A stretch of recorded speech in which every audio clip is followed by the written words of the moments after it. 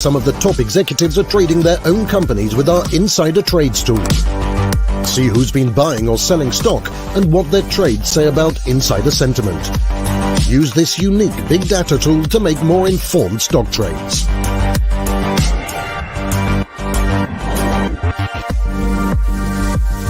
That's higher trading from MarketsX.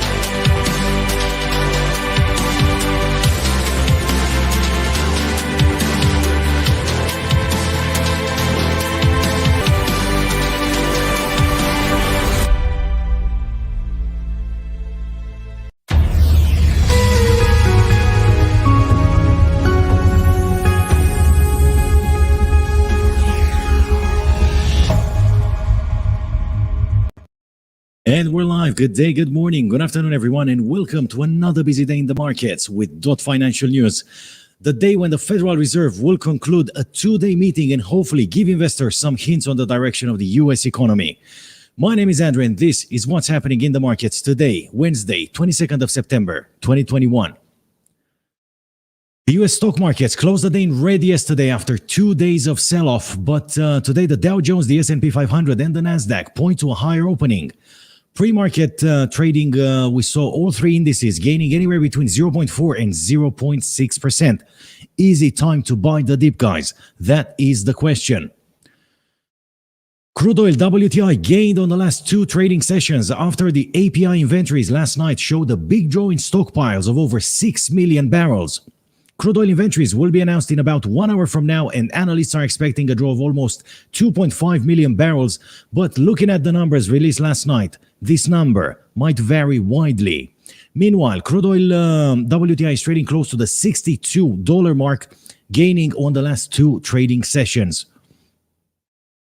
The euro and the pound both traded to the downside today, marking very little gains on the European trading session as the growth outlook for Europe's biggest economy, Germany, worsened as the Munich-based IFO Institute cut its forecast for 2021 to 2.5% from the 3.3% announced previously due to the impact of the Delta variant and the ongoing stress on German industry supply chains. And with the German elections pressing, the euro and the pound couldn't find a catalyst to trade higher today.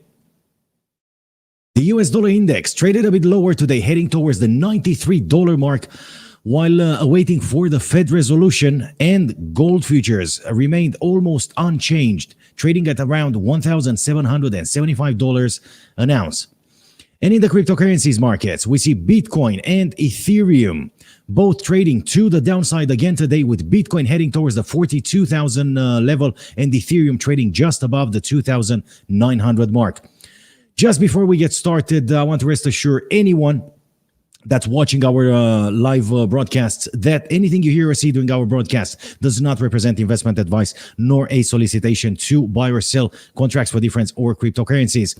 Financial instruments are complex products that carry high risk, so you better do your own analysis before making any investment decision based on your own personal circumstances. And of course, if you like what you see, guys, like, share, subscribe, and support us in delivering more great content from Europe to South Africa, from Limassol to Cape Town and London. This is Dot Financial News. US markets open coming up.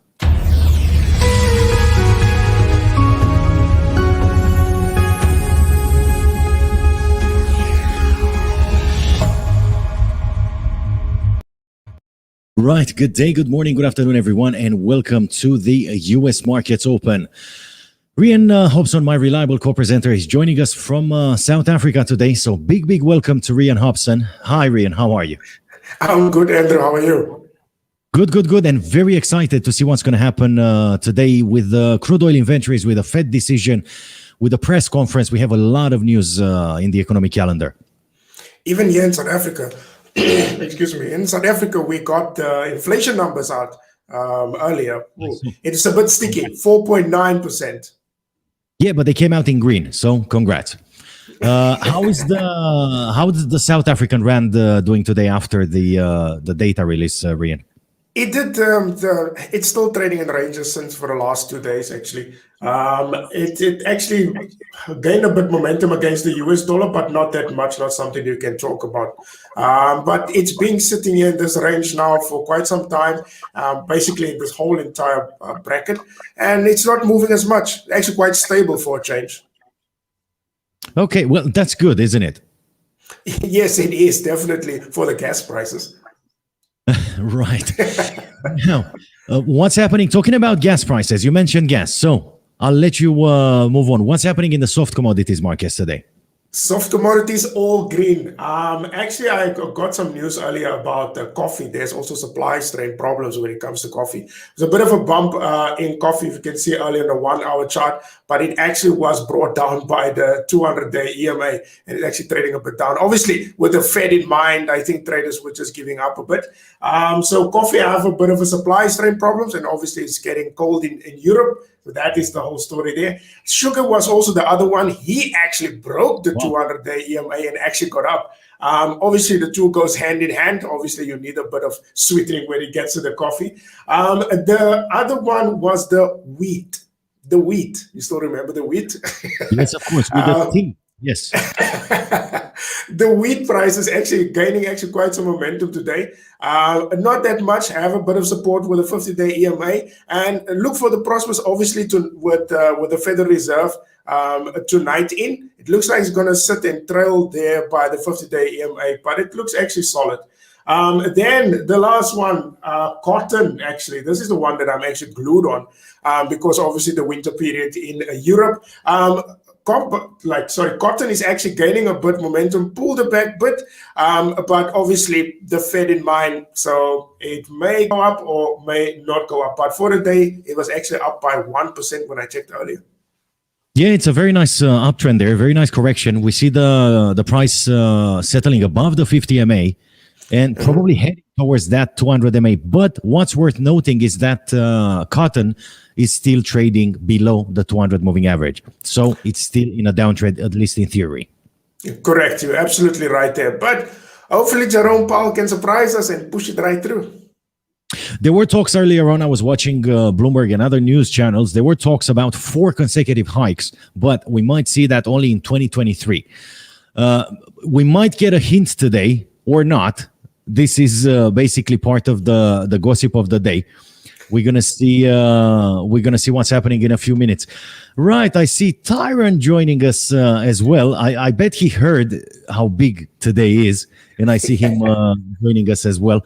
We're gonna welcome him for the gossip of the day in just a few minutes. Right, what else is happening in the soft commodities markets, Rian? Right, then we're looking at your favorite cocoa. I was surprised. Yeah, I was surprised actually. The other one was orange juice, but I was surprised when coffee actually went up with a spike. I thought actually. Hold on a minute. You say my favorite cocoa, yeah, and then the other favorite of mine, orange juice. Are you calling me a baby, Rian? Yeah, with the orange juice, look, it was like a few months back when orange juice actually gave that massive spike. But I'm sure it actually calmed down now. But with cocoa, actually, it's actually going nowhere. There's actually a heavy 50-day EMA that is looking at pressing it down there. But I thought with the whole supply strain problem with coffee, it would have helped actually cocoa to go up. But I see that 50-day EMA is actually holding it there. And there's also a bit of support for the 200-day EMA. That's helping actually cocoa. So obviously it will maybe retrace back, get a bit of breathing space, and maybe we can see it push over that 50-day EMA. All right, looks good for commodities. It looks good for the stock markets as well. Let's see what's going to happen once we get closer to the opening bell. Now, I have an idea. The time has come for the gossip of the day. Do you have anything else to present us from soft commodities? Nothing as much. This is it for now, yeah? That is it. Right. Okay. So I'll tell you what, let's take exactly 30 seconds. Then we're going to welcome Tyron to join us, and we're going to start the gossip of the day. Something very big is happening today and has happened in the last 24 hours, which I want to share with the rest of the world. Stay tuned, everyone.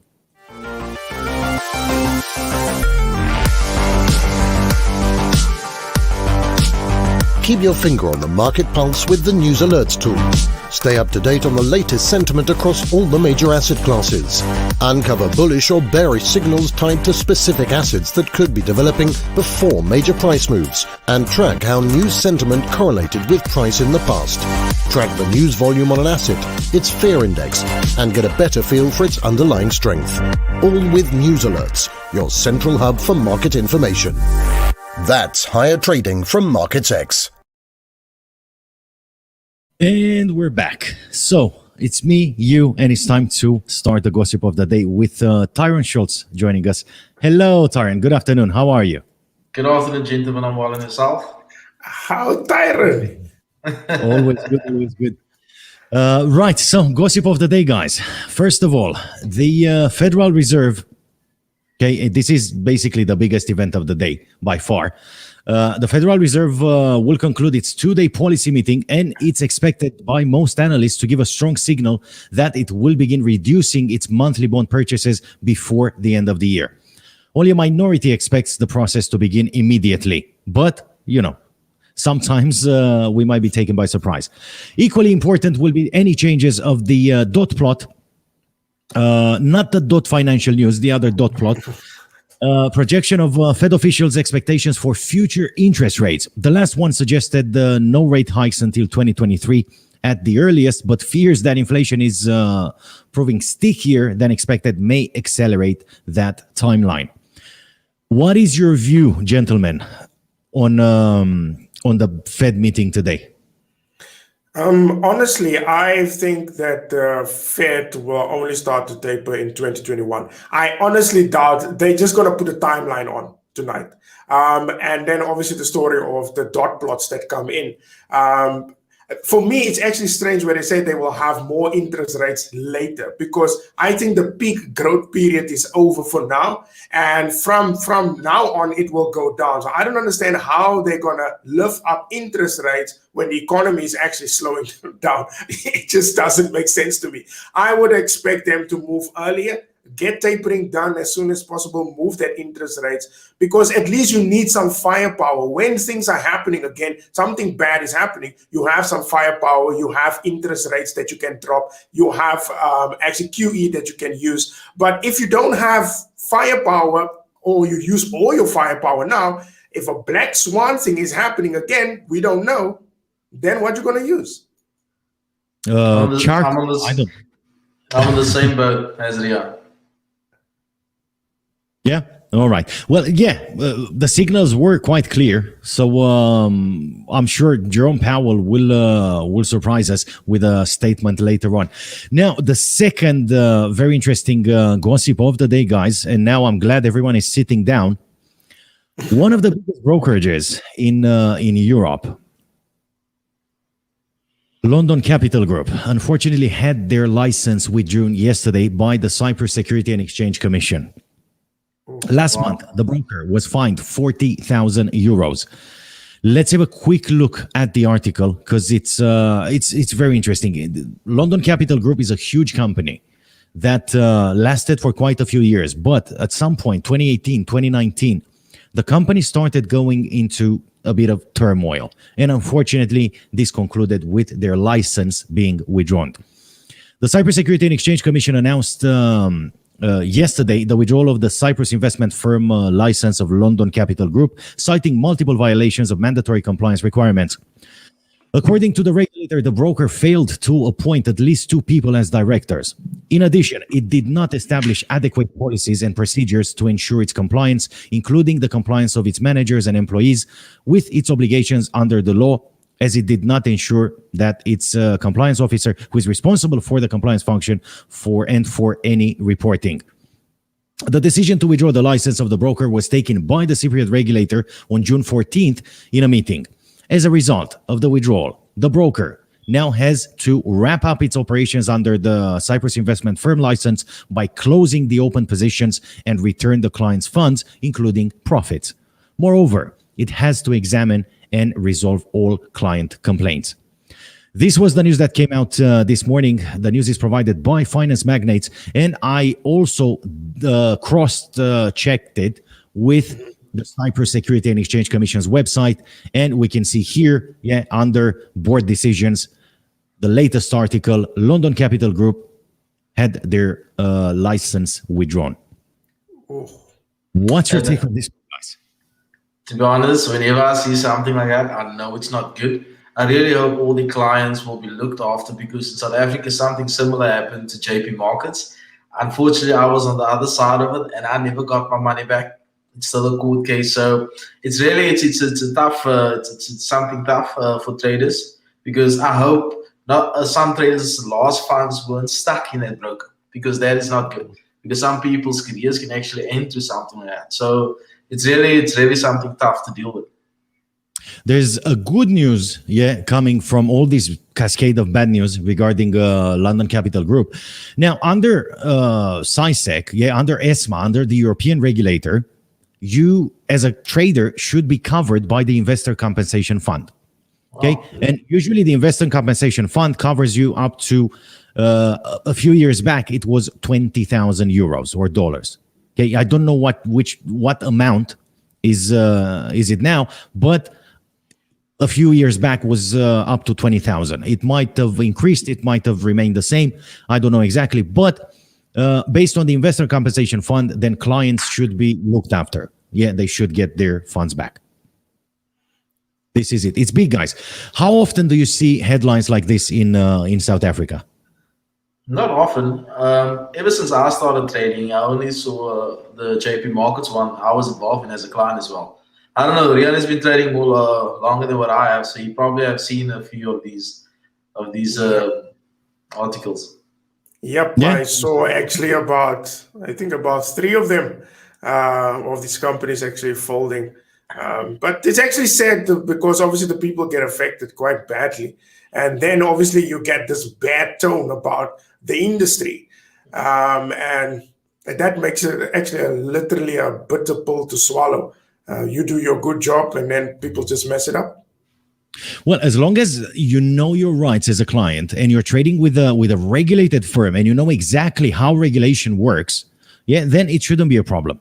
And of course, if you're not cut with an amount that exceeds the Investor Compensation Fund. That is not a thing. But how many traders know about that? You understand? I didn't know about it. I only know about something like that now. So I think when it comes to checking if a broker is regulated, I think that will be something that retail traders or new traders needs to learn, because a lot of them don't even check license. They check bonuses, they check quick withdrawals, and they get hard by all that. And you miss the actual thing that is actually the red light to say you don't invest any funds in that broker. So I think a lot of people have to learn. And if you don't learn, then things like this happen, and it's tough, but you need to do due diligence. Yeah. Now, from what I know, because the London Capital Group Cyprus branch is in Limassol, where we're based as well. From what I know, they took a step back a couple of years ago. Because a couple of years back, I was in talks with London Capital Group. We're trying to do some business together. But from what I understand, they took a step back. So they knew this was coming. Okay, probably it wasn't a surprise for anyone that the Cyprus Security and Exchange Commission took their trading license away. Okay. Now there was something interesting in the article, in the second part of the article. Right. Okay. So additionally, the broker has to ensure it does not provide investment and auxiliary services other than those that are necessary for the completion of the pending transactions on behalf of the company and its clients. Right. But London Capital Group, as the name suggests, comes from London. The United Kingdom-based London Capital Group Holdings has been in troubled waters since 2018, and the UK business appointed liquidators last year, initiating the process of a business wind-up. through the brokerage, though the brokerage continued to operate through its Cyprus license, that entity too was flagged by the local regulator earlier. So the final decision of the license withdrawal came after CySec imposed a penalty of 40,000 euros on the broker for several other compliance violations. Now, what's good in all this? Yeah, first of all is the investor compensation fund. Yeah. Two, we're talking about a big brokerage which probably has a bit of liquidity behind it. So it's not going to take a huge hit. Probably they knew this was coming, so they were already looking into something else. Absolutely. Yeah, we're going to get more details. But it's very, very sad to see that a company with such a name, such a reputation, London Capital Group, got stripped off of its license.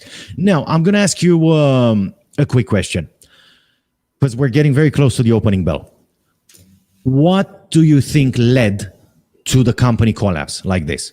What was it? Bad management, bad marketing, bad employees? What was it in your view? To be honest, my opinion, whenever it comes to business, management from the top is very important. So if there is problems or dictatorship or whatever the case may be in the business, it will really show over time. And now this is maybe an example of that. But I'll always say management, because management controls all components of a business. So that is one of the main focus areas. Very well said. Rian, do you have a point of view? Definitely management and obviously the control of everything. I mean, the brokerage market, or I would say the FX market, is a bit huge, and there's a lot of people who likes actually to cut corners. And that is normally where the fingers get burned. I understand there's competition. Everybody wants to get those deposits in. But there is just too many brokers that likes to take corners. And it's just the sad part is, that's what Tyron said, the small guy, the retail trader, he get affected with all this. And definitely management is definitely to be blamed. But it's really a sad thing, because London Capital is actually big. I don't think any trader did not see that name before anywhere in the world. Even in South Africa, we know about it. Yeah, I'm with you. Unfortunately, in times like this, the management is to blame. But in some cases, or most cases, you see the management allowing themselves some hefty bonuses just before the company goes bust. Wow. Can't blame them. Yeah, remember we had an airliner that shut down in the UK, a big airliner, a cheap airliner, but a big airliner. Now, one of the problems was that the entire management allowed themselves bonuses that exceeded the company's bank accounts, basically, at that stage. Wow. Yeah. So the company went bust, that airline company in the UK, but the 3 or 4 directors walked away with a few millions each as bonus for a job well done. How fun is that? That's actually sad. I know. What about the employees, So, yeah, it's sad. This is exactly what's happening. I was telling you, 2 good news. One, the first good news, the broker should be covered by the investor compensation fund. So retail traders should get some funds back. And the second good news was that the broker was only penalized for compliance issues. Okay, reporting issues, compliance issues. They weren't penalized for insider trading, which would have been 10 times worse. Absolutely. Or market manipulation or stuff like that. Yeah, they seem to have some issues with compliance. Someone skipped some reporting from what we understand in the article. And since the company was almost certain that it's going to go down soon, probably they did not act upon it to try and save the company. Probably their mind was set, I don't know, last year or a couple of years back. This was just, by default. Correct. It's going down under, so why save it? But if you think about reputation, it's not good, man. From a business point of view, like it's not good. So you always remember this name as license being taken away. You could just close the business. Unfortunately, this is the problem. Such a name should not go through this sort of issues. But anyway, it is what it is. Right, guys, we are 2 minutes ahead of the opening bell. Let's have a quick look at some stocks and see what stocks moved up, what stocks moved down, and then we're going to ring the bell together. And then I have some news for Rian regarding his favorite cryptocurrency, SushiSwap. So let's see what's happening. We're 2 minutes ahead of the opening bell. We have some stocks moving today. FedEx stock fell 6% after the delivery company reported disappointing first quarter earnings, citing supply chain issues and a labor crunch. It also cut its full-year earnings forecast. DraftKings rose 0.3% after the sports gambling company increased its bid for UK-based Entain to over $16 billion, prompting fears it could be overpaying. No way. The stock fell over 7% on Tuesday on such concerns. General Mills stock rose 3% after the foods giant reported better than expected first quarter sales, helped by strong growth in its pet food business. Wow, we have a big one, 12%. Wow. Stitch Fix stock soared over 12% on the back of the online personal styling service reporting strong quarterly earnings, with the company citing healthy growth in its women and kids categories. Right, what else do we have? Hyatt Hotels fell 2.7% after the hotel chain announced it will offer 7 million shares of its common stock to help fund its pending acquisition of Apple. Adobe fell 3.7% after the software company announced that annual recurring revenue, a metric that shows how much revenue the company will get based on subscriptions, showed slowing growth in its third quarter release. Walt Disney rose 0.9% after Credit Suisse reiterated its outperform rating on the entertainment giant, saying the recent sell-off is overdone and it can rebound nearly 30%. Okay, that's interesting for Disney. The sell-off had been triggered by the company's warning of slowing subscriber growth for its Disney Plus streaming channel, as Netflix basically took their face. SoFi Technologies rose almost 5%, 4.7%, helped by Jefferies initiating coverage of the personal finance app at Buy, saying it's still early in its growth cycle and it can rise more than 60%. Now, obviously, these are just speculations, but this is what's happening with the stocks today. Now, I have an idea.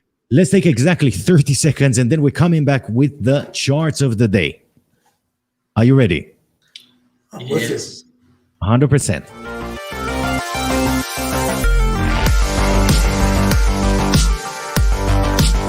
Keep your finger on the market pulse with the News Alerts tool. Stay up to date on the latest sentiment across all the major asset classes. Uncover bullish or bearish signals tied to specific assets that could be developing before major price moves, and track how news sentiment correlated with price in the past. Track the news volume on an asset, its fear index, and get a better feel for its underlying strength. All with News Alerts, your central hub for market information. That's higher trading from MarketsX. Right, and we're back, beautiful people. We're exactly 1 minute into the US trading session on this beautiful Wednesday, packed with important announcements. Crude oil inventories, Fed decision. What else do we have? A lot of stuff going on in the economic calendar. Let's see what's happening after the open. Crude oil WTI 71.72. Pushing to the upside. We saw crude oil marking some gains today on the European trading session, and by the looks of it, it's going to trade a bit higher today, probably heading towards that 72-78 level, which seems to be the previous high. Let's see what's happening with the euro. Nothing has happened with the euro on the European trading session. 117.26. RSI pointing downwards, stochastic pointing downwards. A lot of weakness and a lot of uncertainty in the Eurozone ahead of the Fed meeting. Correct. Absolutely. Right.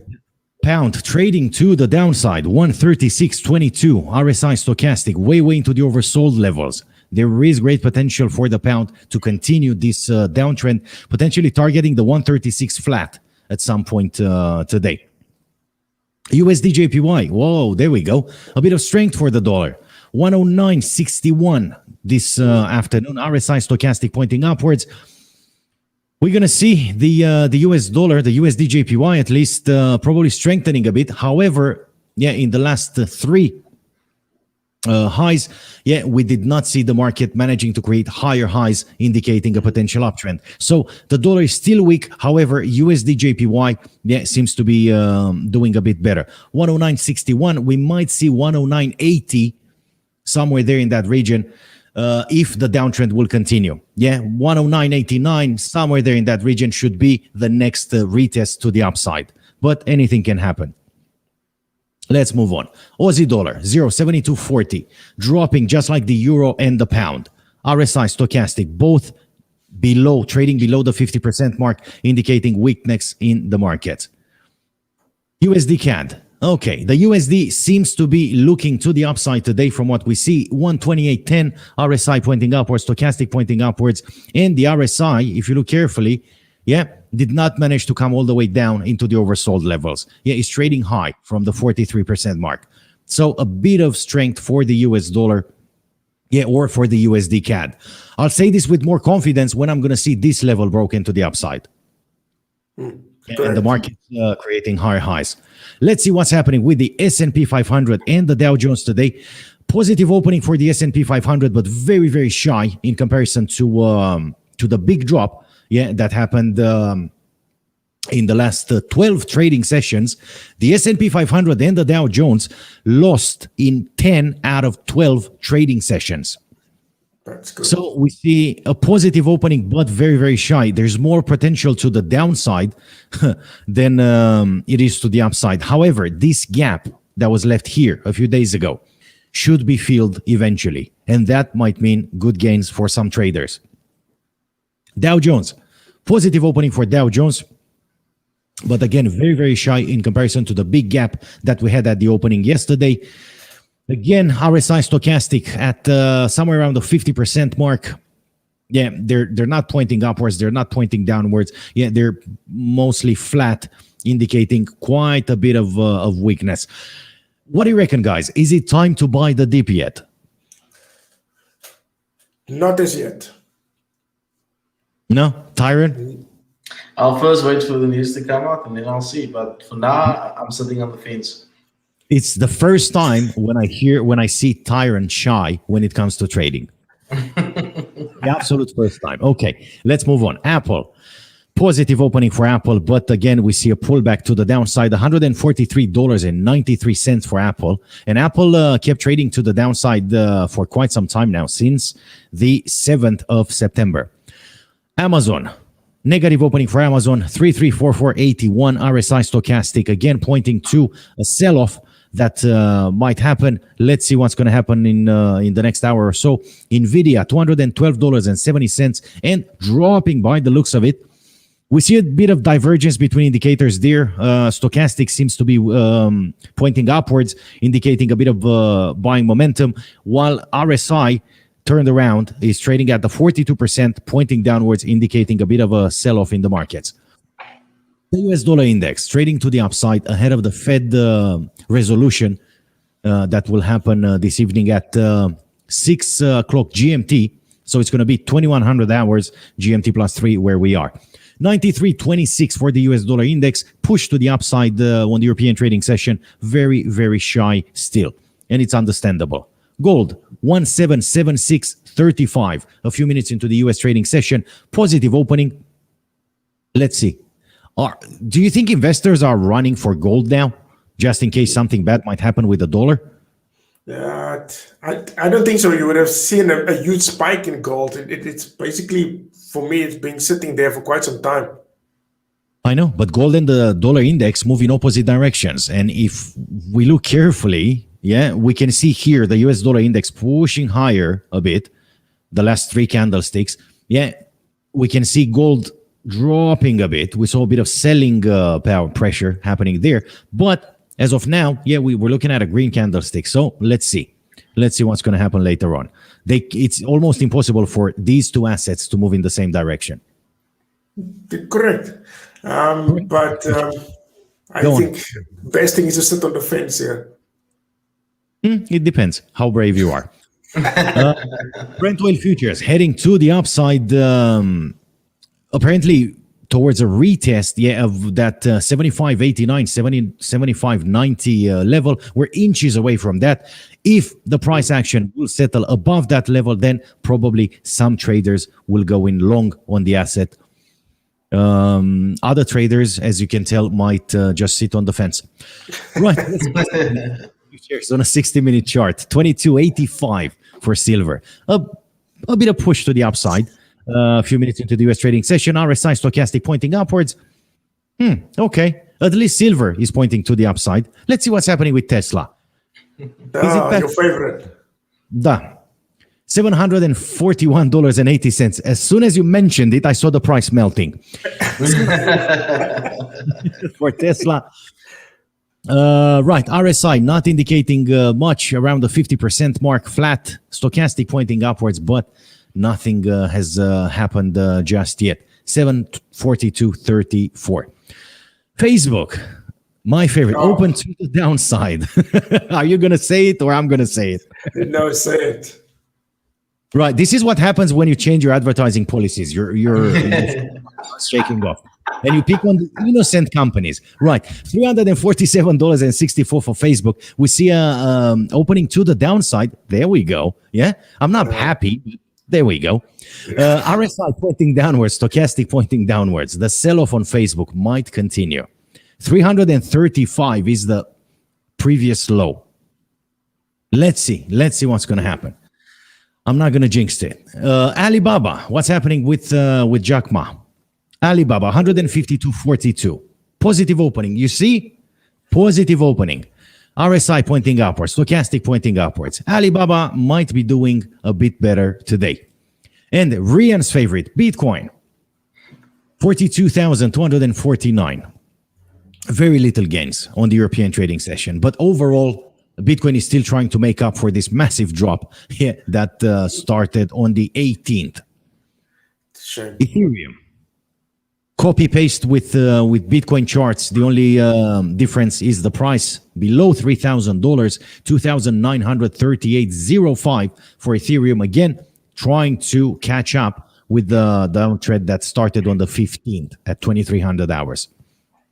This is what's happening with the markets ahead of the crude oil inventories and the Fed resolution today. Not as you would expect, is it? Absolutely. It's quite a flat start, actually. But obviously, everybody got the whole Federal Reserve in mind and thinking they're not going to go in, just like us, who's sitting on a fence. Definitely. Yeah, you. Tyron, our Stig when it comes to trading.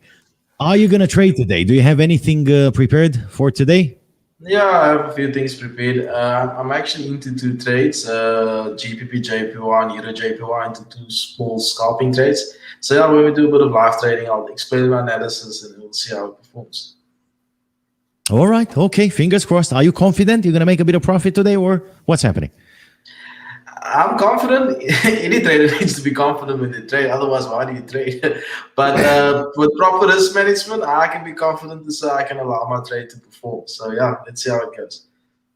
All right. When are you going to start? You're going to start trading live in about what? Half an hour, 1 hour from now? Oh, that's great. Somewhere there. Okay. All right. Now, guys, the time has come. Crypto news. We have some very interesting news in the crypto markets. Do you have your pens and papers ready? Now I'm going to show you the sushi swap as well. Right. Do you want to start with the news or do you want to start with the price action? The news. The news. All right. Let's start with the news. Let's see what's happening in the crypto markets. There we go. Binance. Again, Binance takes another hit. Binance shuts down futures and options trading for Australian users. This is an interesting one. Really? Binance, one of the biggest crypto exchanges in the world, will no longer allow its Australian users to access its futures and options trading products. According to yesterday's announcement, Aussie customers, crikey mate, will have 90 days to exit their position beginning from September 24th. Furthermore, the leading exchange is also set to remove support for leverage tokens, a derivative product that allows users to gain leveraged exposure to digital currencies without any risk of liquidation. Do you see, Rian?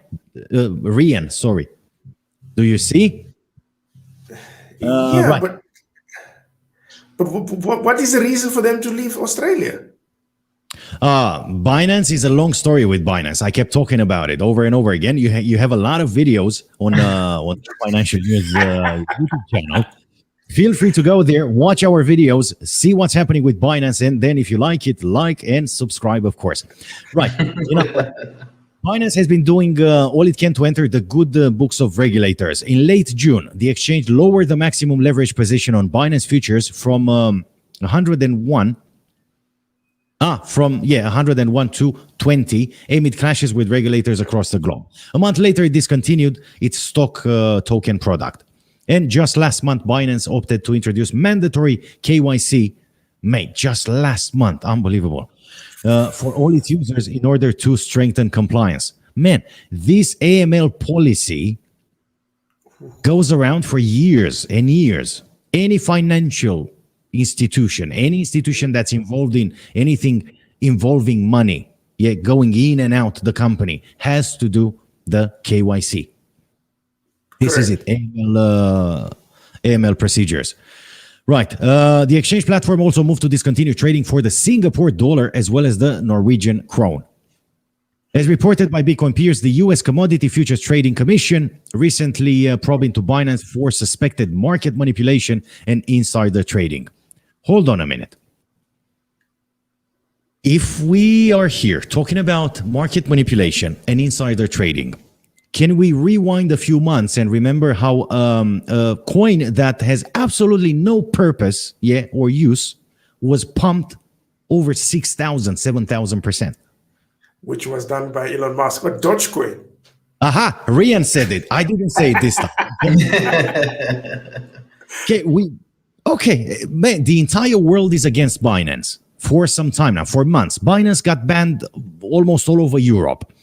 Got banned in Asia, got banned in Australia, got banned almost all over the world. Why only Binance? And Binance continues to have the biggest trading volume a day. Correct.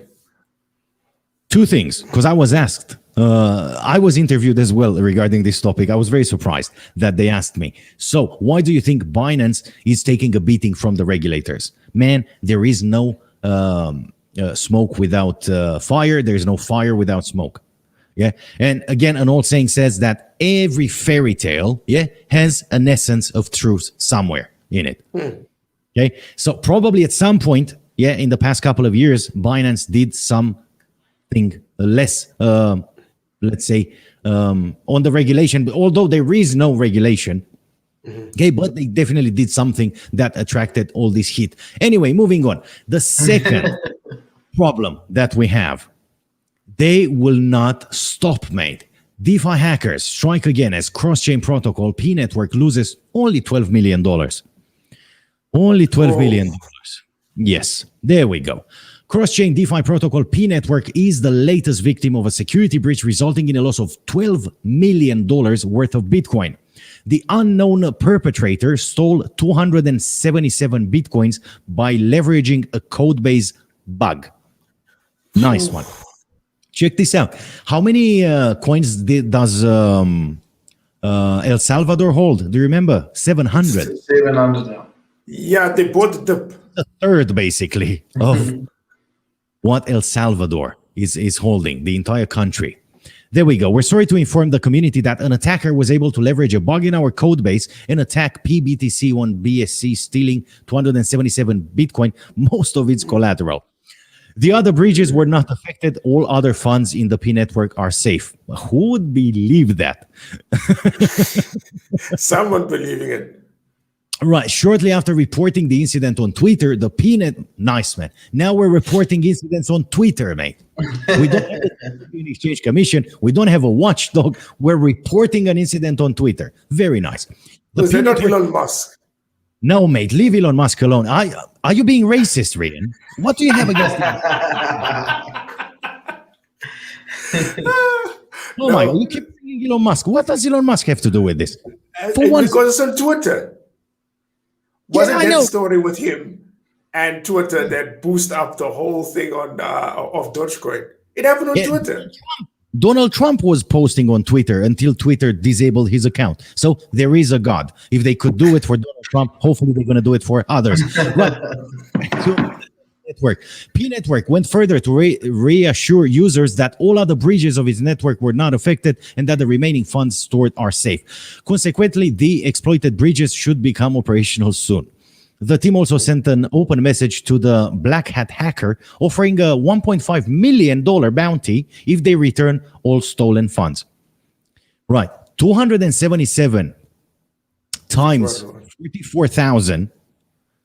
Can anyone do the calculation? Hold on. No. I have a phone with me. I'll do it now. Let's see what my calculator says. Where are we? Calculator. There we go. No, that's my commission. No, that's my salary. Okay. Let's say 44,000, yeah?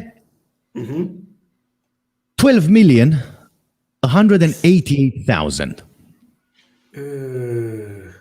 If you were to choose between $1.5 million and $12 million, what would you choose? I'm wondering.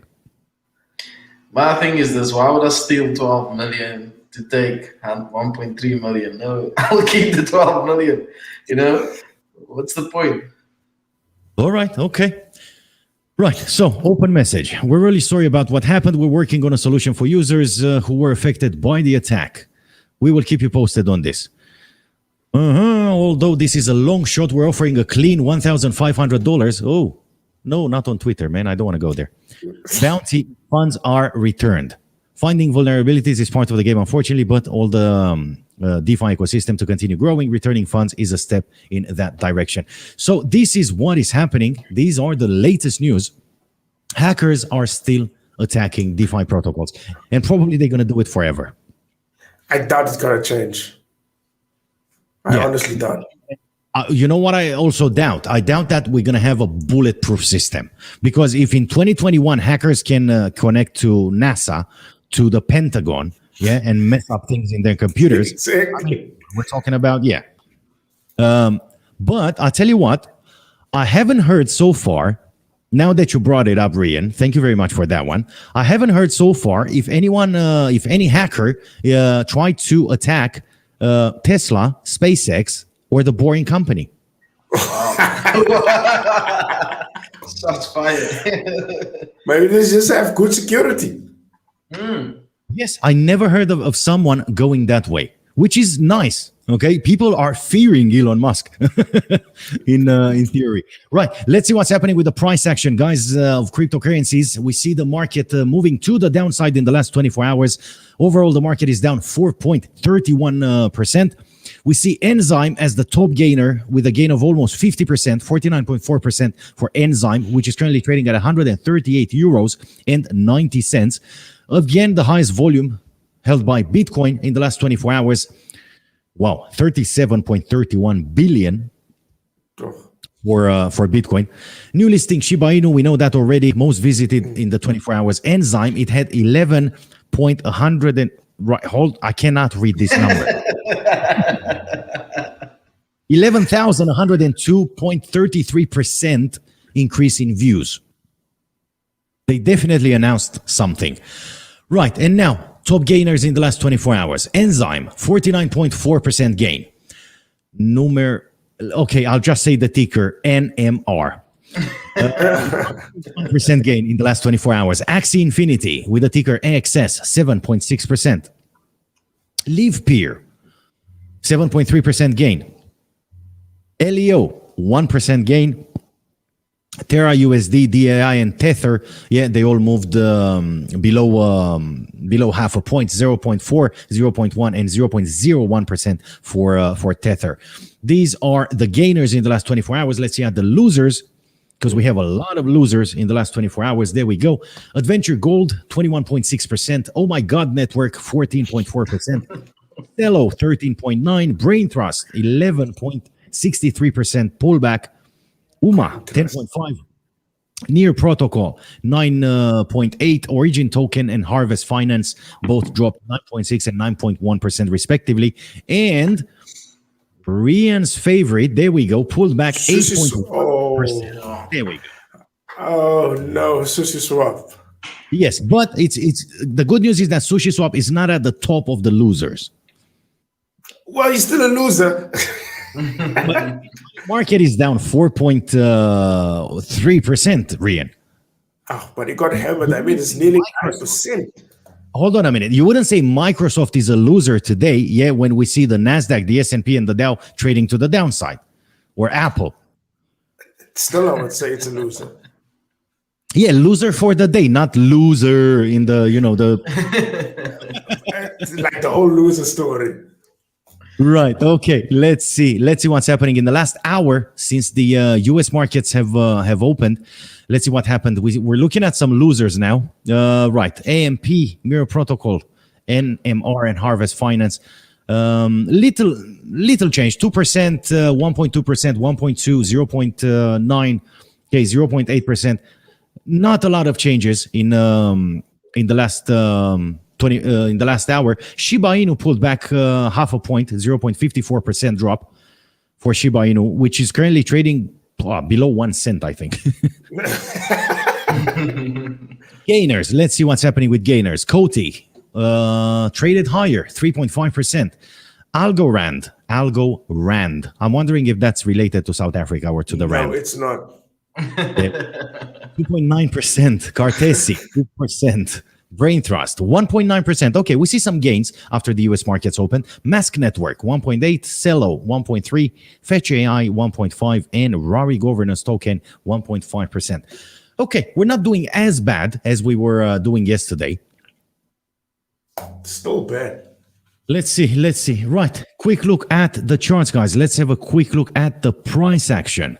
Crude oil pushing to the upside still, 71.89. Euro. Nothing has changed for the euro versus the dollar. The euro refused to move today. GBP USD. Again, nothing has happened. No notable movement. Okay. Yeah, okay. We see very small movement there. Let's see for the euro. Again, very small movement for the euro to the upside. The US dollar seems to be trading to the downside right now. USD JPY. Aussie dollar, the euro, and the pound seem to be gaining a bit on a 15-minute chart. Yeah, we see a bit of a shake-off in the USD CAD and USD JPY. The S&P 500 and the Dow finally started trading to the upside. We see a bit of buying happening. Yes, Apple is gaining, Amazon is gaining, Nvidia is gaining. The dollar index is losing. There we go. And look at gold. This is unbelievable, guys. How often do you see this? Dollar index. Gold. Look at the last candlestick, the last couple of candlesticks. Absolutely precise. How is it this possible? You see, guys, financial markets are unbelievable sometimes. And gold moving in the same direction. This is it's not the first for me. I saw this happening a few times in the past, but my God, this is a first for this week. All right. Too.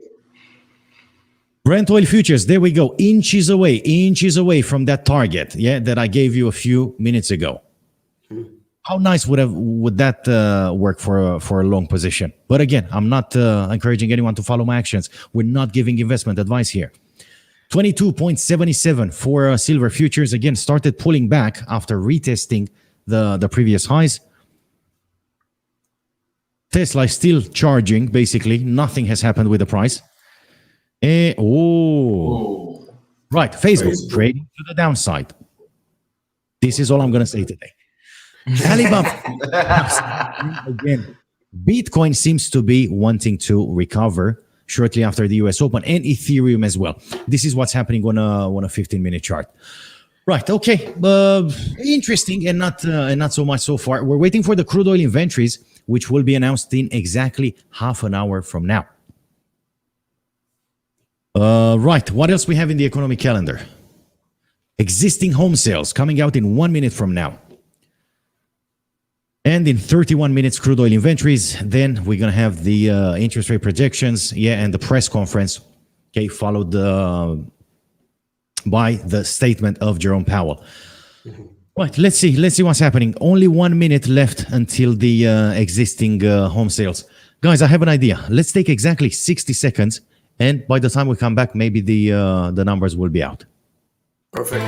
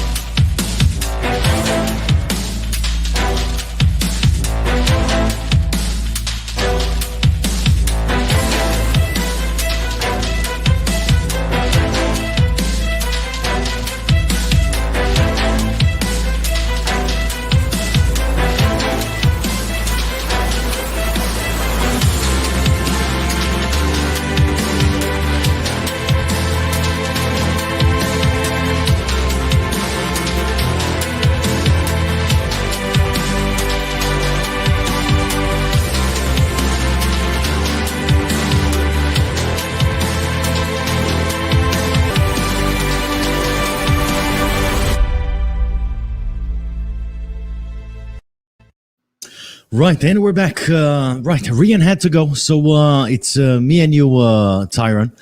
Right, the numbers did not come out yet. I'm checking out the economic calendar. We had exactly 60 seconds adverts, and the numbers did not come out yet. Come on, numbers. Let's see what's going to happen, and let's see what the impact on the US dollar might be once the numbers come out. Okay, so I'm set on a 15-minute chart. There we go. Existing home sales, negative 2% versus a previous positive 2.2%. And wow, we see numbers coming out in red below consensus expectations, 5.88 million versus a prediction of 5.89 million. So basically, we're looking at a 1 million short. Well, And 6 million on the previous. Okay, nothing big has happened yet. Tell me about your trading strategies for today. Are you brave enough to trade today? yeah, I'm actually in 2 positions now. I actually just checked it, and it looks like it's starting to move into my favor. If you would like, I can share my screen and you can have a look at it. Yes, of course. Share your screen. Do share your screen with me and show me what are you going to be doing today.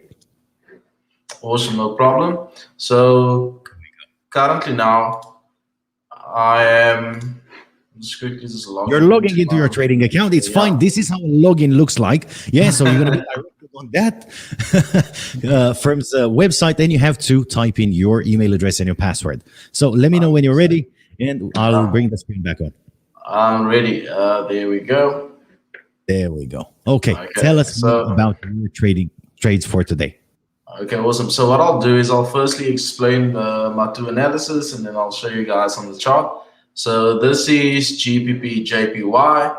As you guys can see, the market found nice multiple support in this area. Price were actually dropping for this week so far. So we're bouncing off from a nice support. We see nice rejection over there. So I took a buy around this area over here. So I'm expecting to look at the scaling out from this area and this area over here. I'm just still into my TP zones, but my stop loss is around this area over here. This is on the 1 setup. The other one that I'm currently trading is Euro JPY.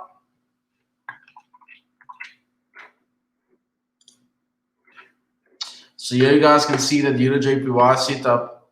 I took so price moved in, rejected a bit now, but we're still good when it comes to the setup. We got a nice clear break here on the trend line. You can see the market made multiple rejections over there. So I'm actually looking at this zone here to get a nice clear break to the upside more to see more bullish momentum.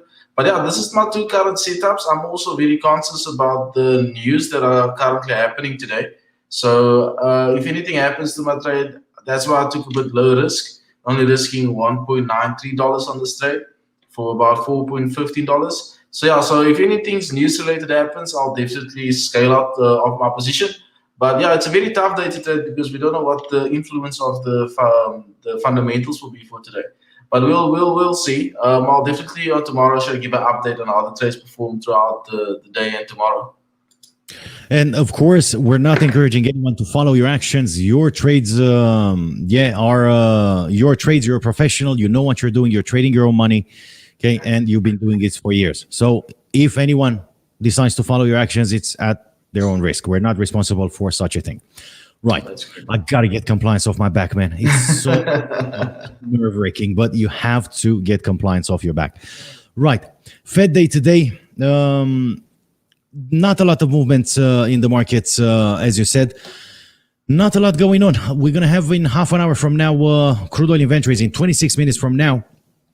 Right, what's expected to happen with the crude oil inventories? Right, draw of 2.44 million is expected following the previous draw of over 6 million. Let's see. Now, last night we had a draw of over 6 million, 6.1 million for the API. What do you reckon? Now, let's just make some assumptions when it comes to the numbers. They expect a draw of 2.4 million. Last night we saw a draw of 6.1. Where do you see it coming out? I see it might have a bit of growth, might be a bit higher than expected. There's always a trend when it comes to the outcomes of picked up. So if one shows something, it will definitely show on the other news events as well. The same when you look at your NFP, for example, if the employment figures are coming out strong, or maybe the retail sales are coming out strong, it gives you a slight a signal to see what the NFP will do. So definitely we'll see, it might come out a bit stronger. The trouble with the NFP, now that you mentioned it, is that you have 3 announcements coming out in the same time. You have the average hourly earnings, which basically measure how much people are getting paid, if they're getting overworked and underpaid, or vice versa. Yeah, and you have the unemployment numbers coming out in the same time, and also the non-farm payroll data coming out. So with the NFP is a bit tricky, because if you get positive non-farm payrolls and positive, let's say, less unemployment, but the average hourly earnings are coming back less than expected, then people are not spending money, are not fueling the economy. So very likely the US dollar will drop. Definitely. In times like that. I wanted to ask you something, because you're trading for quite a few years now. What do you tend to trade mostly? What do you tend to focus on mostly? In terms of commodities, currency piece? Or, what asset classes? What assets are you trading? I usually focus on currency piece. I feel like, to me, it's a bit safer in terms of movement. I started off trading a bit of indices as well, maybe your NaDAQ, SP 500, US 30. But I find it to be a bit more volatile, and I don't like the short movements. And for instance, if you have 20 pip, 30 pip stop loss, it can be taken out within seconds, because you can do for like 100 pips, 5 minutes, 15 minutes. So I really like the movement on the Japanese yen piece. So I love Euro JPY and GBP JPY. I feel like the movement is very, very, very decent. It gives you enough. For instance, daily pip movement is always about 90 to 150 pips. So that's, to me, that's the decent movement. I can work with that. But now and then I also love putting in some gold.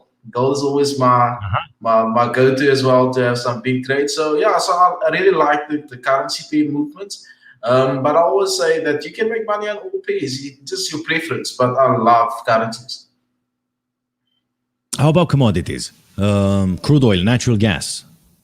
To be honest, ever since I started trading, it wasn't such a big drive in terms of the people I traded with, or my mentor, to say like, look at natural gas and all that. The only thing when it came to commodities that we focused on was gold and currency trading, because I think it was the easiest to trade and the most spoken about, and NaDAQ, you know. So, but ever since I started working with you and Ria, I tend to start looking into that direction as well, you know, to see that if my price action movements are still relevant or still usable on that piece, and what the main drivers of it is. Because I like to understand, for instance, a currency pair or commodity before I trade it. I want to know what the influence of, because I just don't want to trade it from a technical point of view, but also from a fundamental point of view. Yeah, there is let's say a rule, an unwritten rule, that usually when the dollar goes down, commodities tend to go up. So I've met a lot of people in my career that were only trading commodities. They were looking at the US dollar index, and based on what the US dollar index was doing, they were full in commodities. I never caught them trading indices or stocks or anything like that. Commodities, day in, day out. This is probably your approach for Forex. Yeah, for instance, like just before the show, I was looking at selling the dollar because from a technical point of view, the market had a major break on the 4-hour, and it had a nice drop, and it came back to retest that particular area. So I got like I think it's about a 38-foot rejection on that thing, where it had multiple rejections, and I wanted to sell. But I went to the DXY, and the DXY was dead. It wasn't moving, but I could see movements. Exactly. So I could see movements. I was like, I can't sell if the dollar is getting weak on the DXY and I sell gold. To me, there's no confluence. Do you understand? Yeah, I know what you mean. However, the dollar will be heavily impacted. Now, let's see what's happening in terms of trading signals, which come from investing.com. Again, they are not a secret recipe to being successful in trading, but sometimes if you compare the signals with the charts and with a bit of technical analysis, you might get a better entry. However, this is not yet an indication of future performance. So Euro USD, Strong buy indications on 3 out of the 4 time frames. The daily remains a strong sell, though. I'm curious if that's going to change or not, because the euro is still in an uptrend overall. Yeah, definitely. It makes sense for the daily to remain a strong sell. GBP USD strong buy on a 5-minute and a shy buy on a 15-minute chart. Strong sell with the daily as well. USD JPY seems to be pulling back a bit. Strong sell on a 5-minute chart. Strong sell daily. And somewhere in between, we see mixed, buy and strong buy indications. USD CHF, again, neutral, short time, and mixed signals on hourly and daily. You see how mixed the signals are today? Yesterday, they were very clear. Half of the charts were in red, half of the charts were in green. But I think with the news, everyone is sitting on the fence. They don't know what to do. So they all want to see what the news outcome will be before they no doubt about it. Yeah.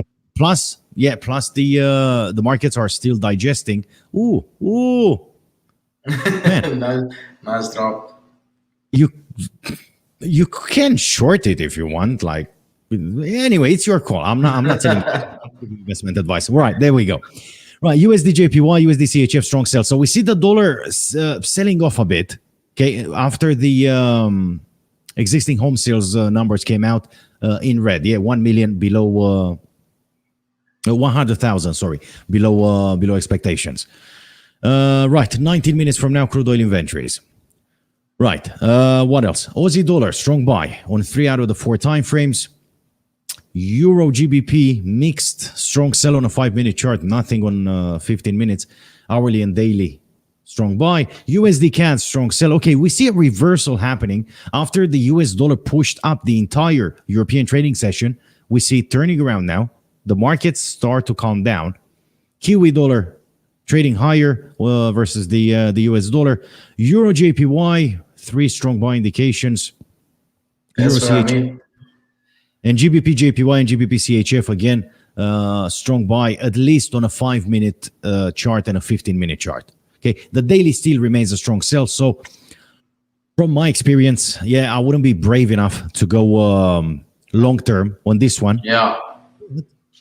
Scalping here and there in the next hour, half an hour, 15 minutes or so, it might make a bit of sense. Right, let's see what's happening with commodities, your gold and silver. You see, gold and silver, again, they tend to move together in the same direction. And look at it now. Big discrepancy, big discrepancy. Strong sell for gold, strong buy for silver. Copper, neutral.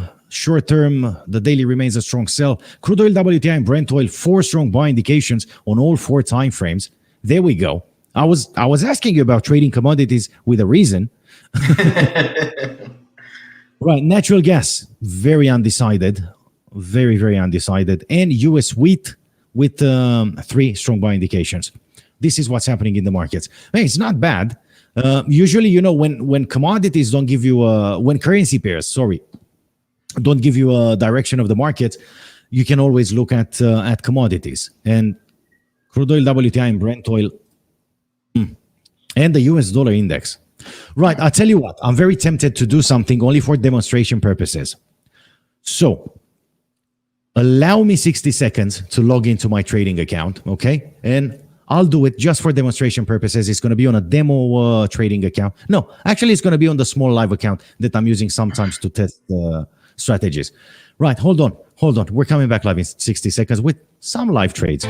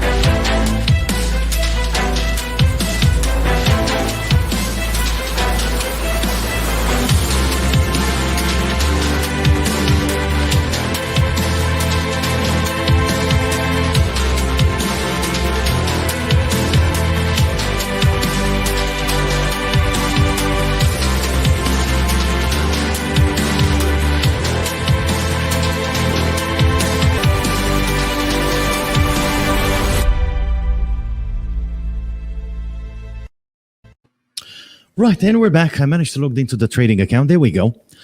Again, I'm going to try and open a couple of live positions. I'm not encouraging anyone to follow my actions, guys. Please do not follow my actions. What I'm doing here today is just for demonstration purposes, okay? And it's at my own risk, okay? I see we have some comments there. Let's see if someone... I might have compliance advising me not to do it. Right. Can you see the comment? Yeah. DDL into the charts here. Thank you for your kind comments, guys. If you like what you see, like, share, subscribe. Please do subscribe to our channel, like our videos, and we're gonna do our best to provide you the real information. Now, while the adverts were running, I was looking at the charts because I have more, indicators and stuff on these charts, and I'm, I don't know what to do. I don't know what to do. Okay, I see the US dollar index dropping. I'm gonna... Right, let's have a quick look. Indices. Dollar index. There we go. Right, okay. I'm not even gonna think about it. I'm gonna try...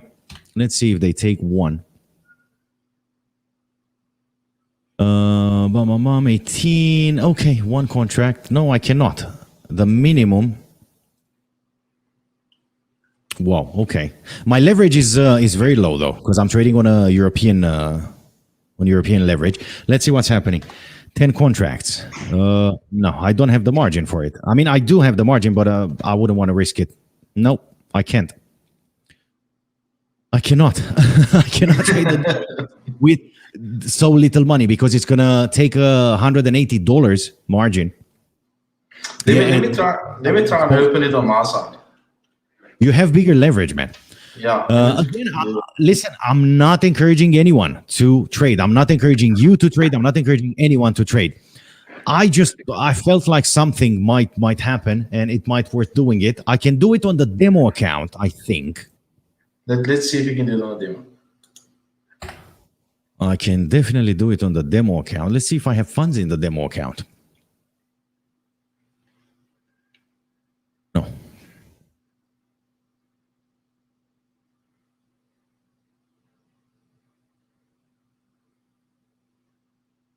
No, and it's guess what? It's logging me back on the same live account.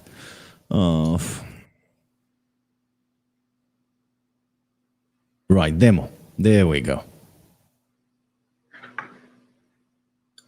Okay, quick on the demo. Right, I'll do it, guys. So what I'm doing now, I'm going to open the trades on a demo account. Yeah, because the margin was very high on the live account, and I did not want to basically take the mic out of a real live account. Okay, so crude oil and Brent oil indicated a strong buy, yeah, on all 4 time frames. Yeah?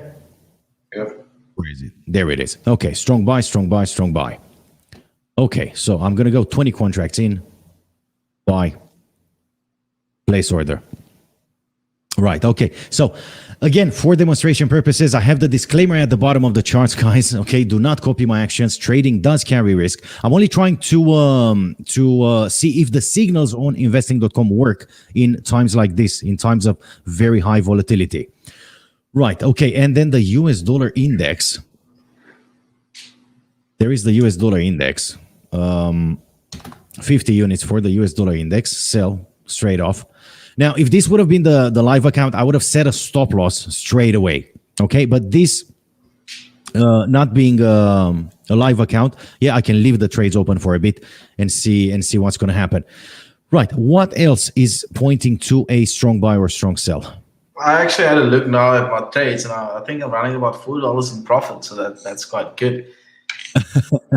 Okay, let's have a quick look at gold. Where's gold? There it is. Right. You see that 200 moving average there? We see a rejection. I don't know what to do. I really don't know what to do. Let's see the 50. Is that the 200 EMA, the blue line? No, the blue line is the 20. 20 EMA. And then I have the 50 and the 200. Yeah, But let's see what's happening with the trade. So far, I'm in a bit of a loss because it's like $1.90 loss because I have to cover the spread. yeah. Okay, now I see that my oil trade is almost at break even. There we go.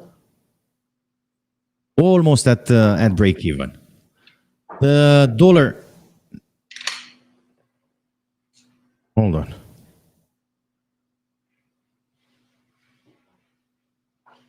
Guys, you will not believe I hedged the trades.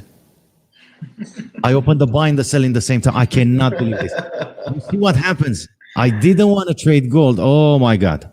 I hedged the trades by mistake. I'm so happy it's on a demo account now. See, there was a reason why I didn't want to open it on the live account. Right. I'll tell you what, I'm going to close the sell. Okay, because my initial direction, and I closed the sell on the US dollar index. No, man. You know what happened? I made a mistake. Because the ticker of the contract is very long, the name is very long, the two layers, touched each other. So, okay. I'm still long on crude oil, which is good. It's in a bit of profit. And by mistake, I closed the trade on the dollar index, yes, which was a sell. Yeah, I'm going to reopen it. My bad. There we go. Okay, now I know for sure both trades are open. Now, again, this is for demonstration purposes. I want to see how the markets react and what's going to happen once we're going to have the crude oil inventories, which will come out in only 8 minutes from now. So for about 10 minutes or so, I'm going to keep these two trades open and see what's going to happen.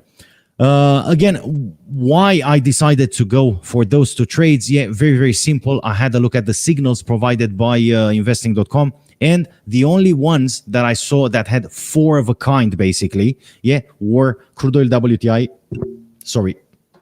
Brent oil, and I didn't check the signals on indices, but that drop on the US dollar index looked very interesting. Where's the DXY? We don't have the DXI here. No. No, that's the DAX. Oh. Yeah, DXY, the dollar index, is not here yet. All right. Okay, the dollar index didn't drop just yet. Okay, I'm still holding on to it. I see RSI stochastic pointing downwards, and I see this 200 moving average at 92.89. So we might see a retest, of that 200 moving average if the dollar decides to trade even lower.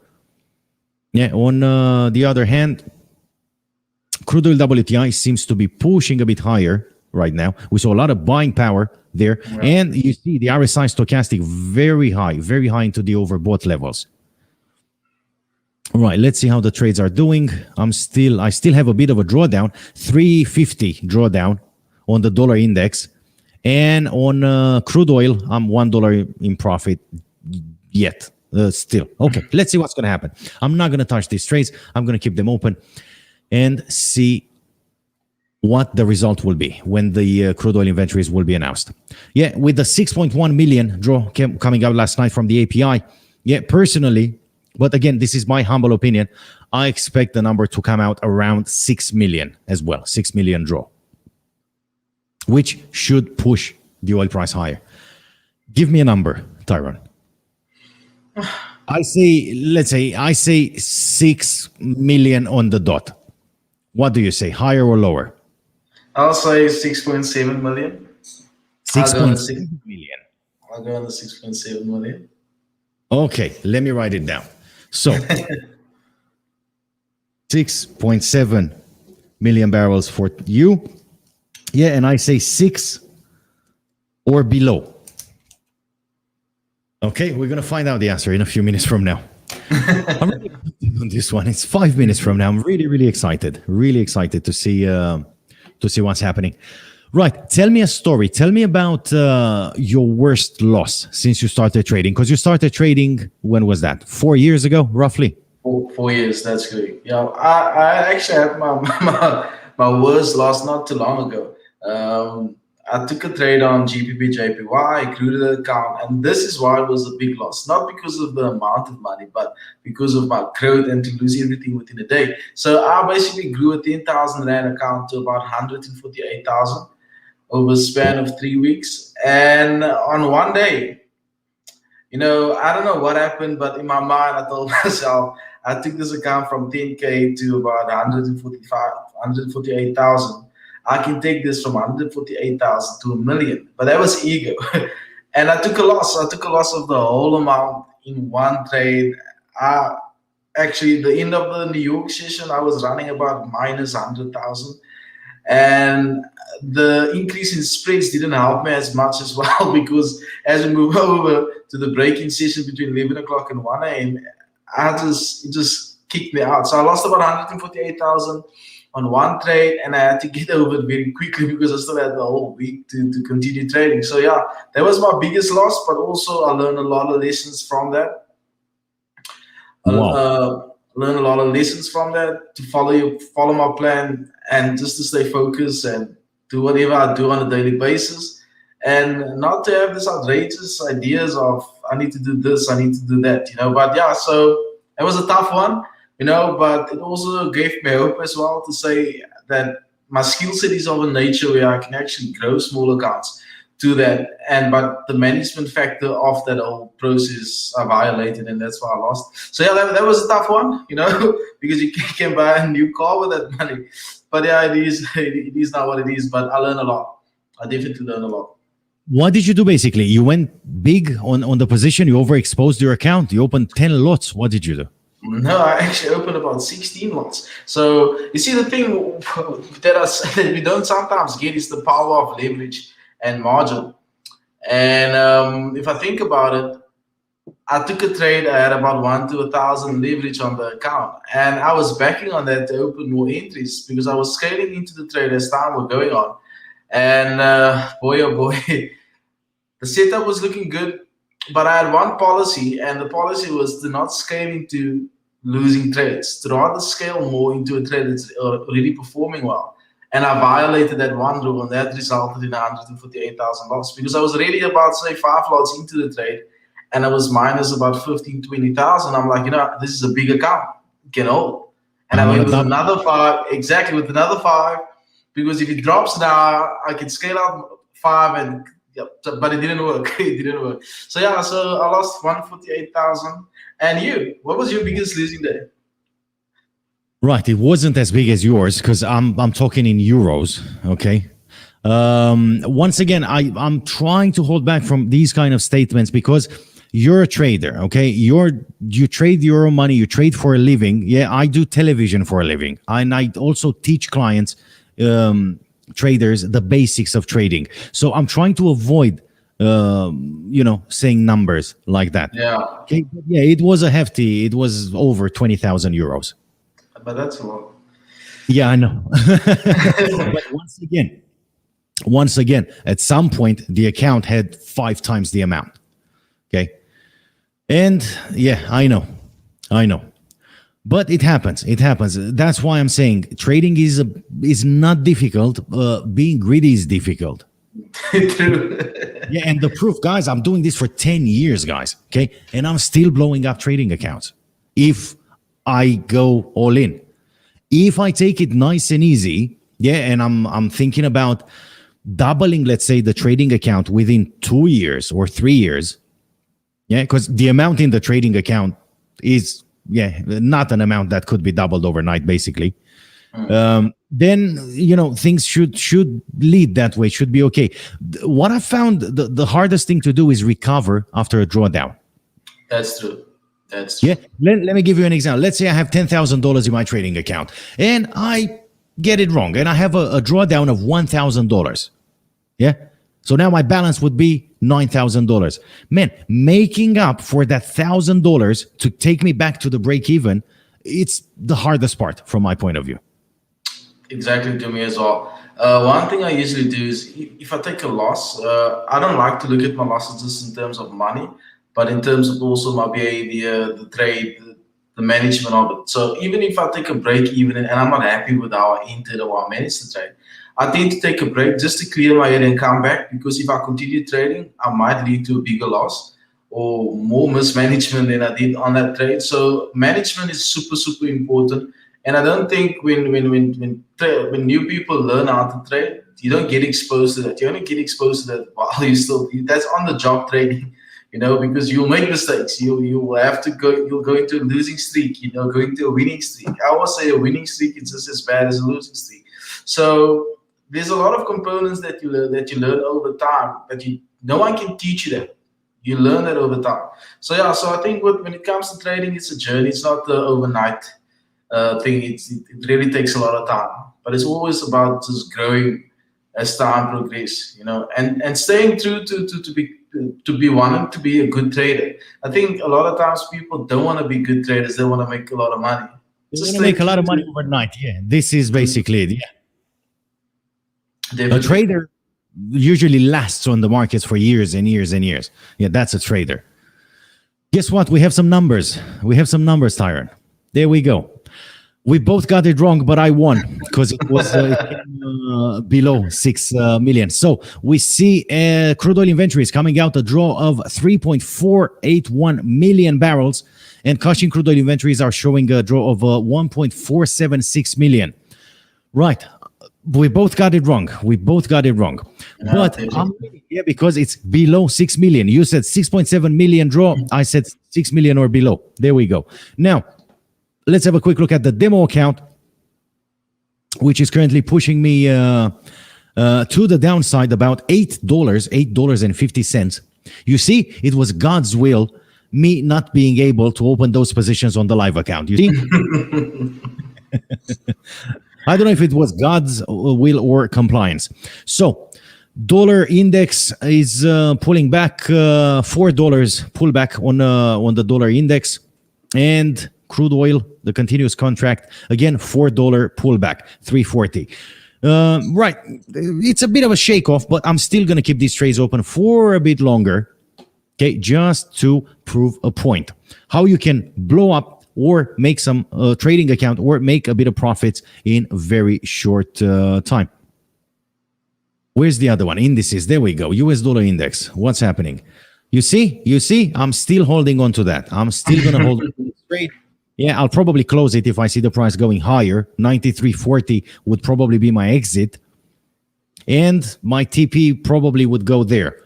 I know it's not right, because usually we should use a 1-to-2 or 1-to-3 stop loss take profit ratio. But let's see how it goes. I'm looking to scout the market for a few minutes. Right, this is what's happening so far. Now, you weren't brave enough to take live trades today. Good for you.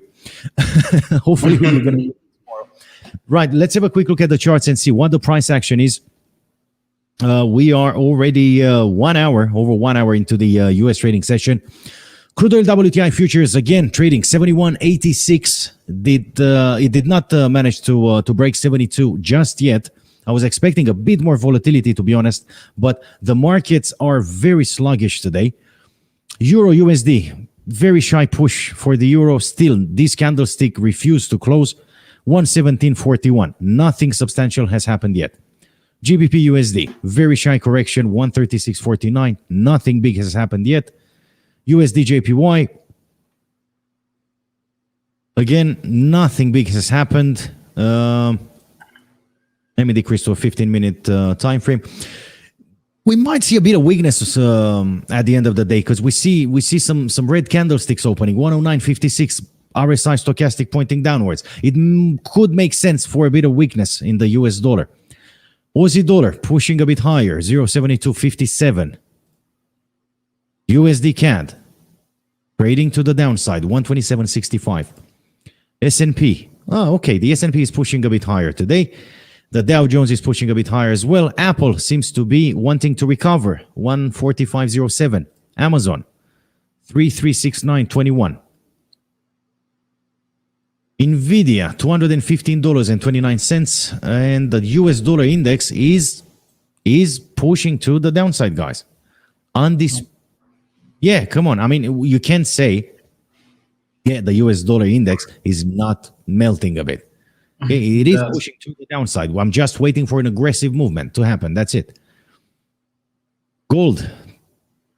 Trading to the upside. 1,777.45 for gold futures on a 15-minute chart. Brent oil futures, you see again, inches away from the target I noticed when we started looking at the charts. 75.77 for Brent oil. Silver pushed to the upside. 23.12 for silver.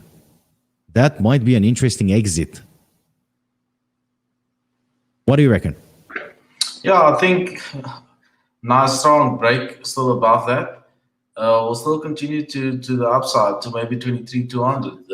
But no, what I was thinking now is going now and get out at 23.10 or somewhere there. No, like there's potential if it breaks that area, because if you look at how prices closed previously, it can still continue going a bit higher. Okay, that's why. Okay. Yeah, let's see if we're going to see that retest. Let's go 50 long on 100, sorry.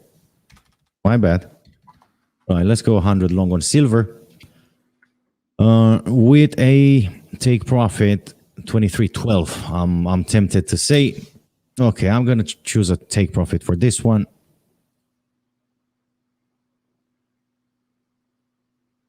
$23.12. Right. Okay. I did not set stop losses because it's just a demo account. I just set a stop loss. I'm testing some strategies. I'm testing to see if the indicators work today, if the signals work today.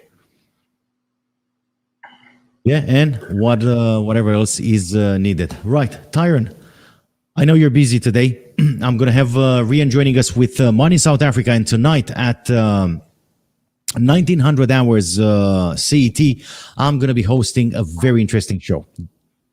The weekly special that I'm doing, okay, and it's about corporate life. Wow. How life in corporate is. Yes, so you can join me then. Right, okay, this is it. I'm going to keep an eye on the trades, and I'm going to let everyone know what's happening in the next few minutes or so. Tyron, thank you so much for being with us today. I'm going to see you tomorrow. Hopefully you can open some live positions tomorrow. Definitely. Okay. Have a nice day. Thank you for me. Keep up. All right, take care, Tyron. See you tomorrow. Right, ladies, gentlemen, this was it so far. Don't go anywhere. I'm going to come back live in a few minutes, and I'm going to show you how the trades are moving meanwhile, how my trades are doing. Again, the trades that I've opened today are only on a demo account for demonstration purposes. I'm not encouraging anyone to follow my actions. Please do not follow my actions, as trading is very, very risky. Right, stay tuned, guys. I'm going to come back in a few minutes, and we take it from there.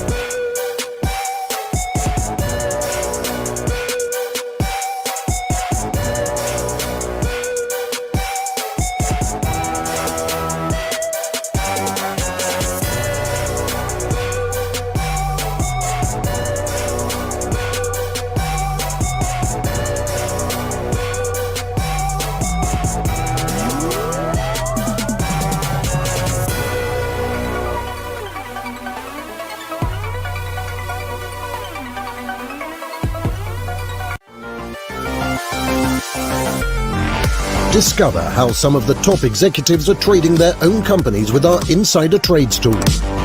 See who's been buying or selling stock and what their trades say about insider sentiment. Use this unique big data tool to make more informed stock trades.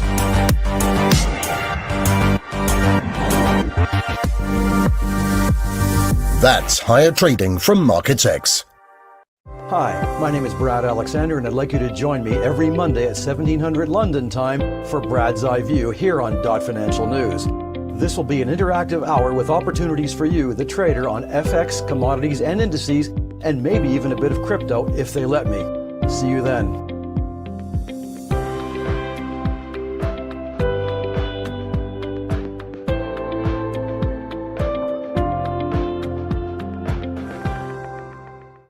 InstructFX is providing free consultation and free education, not investment advice, guys. We are not giving investment advice. This is where the problem lies. Is Bitcoin fixes this problem. Wow.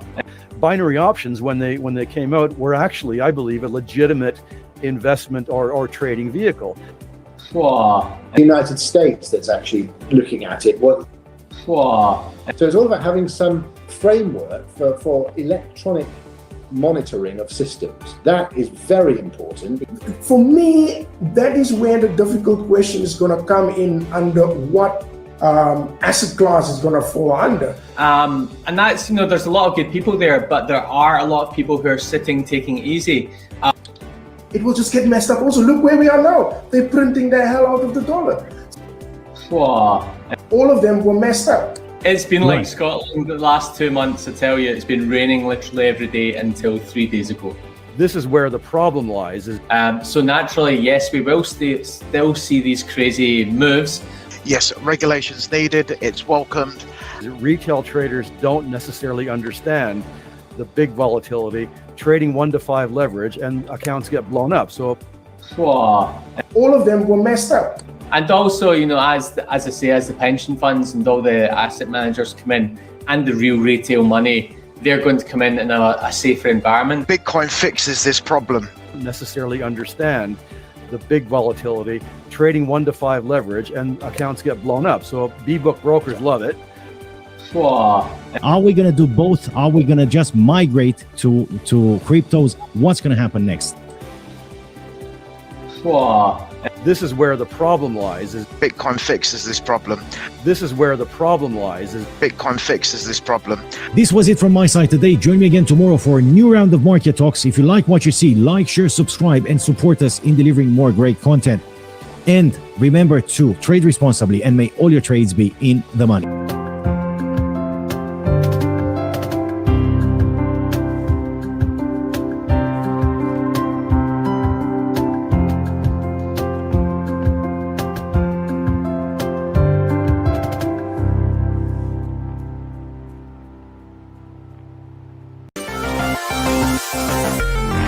Go interactive with X-Ray, where we bring trading experts to you live in the platform. Choose sessions, watch live market analysis, and catch up on your favorite market insights anytime. Ask questions and go one-to-one with leading experts on gold, oil, FX, crypto, indices, and equities. X-Ray, your very own analysis team, right at your fingertips. That's higher trading from MarketsX.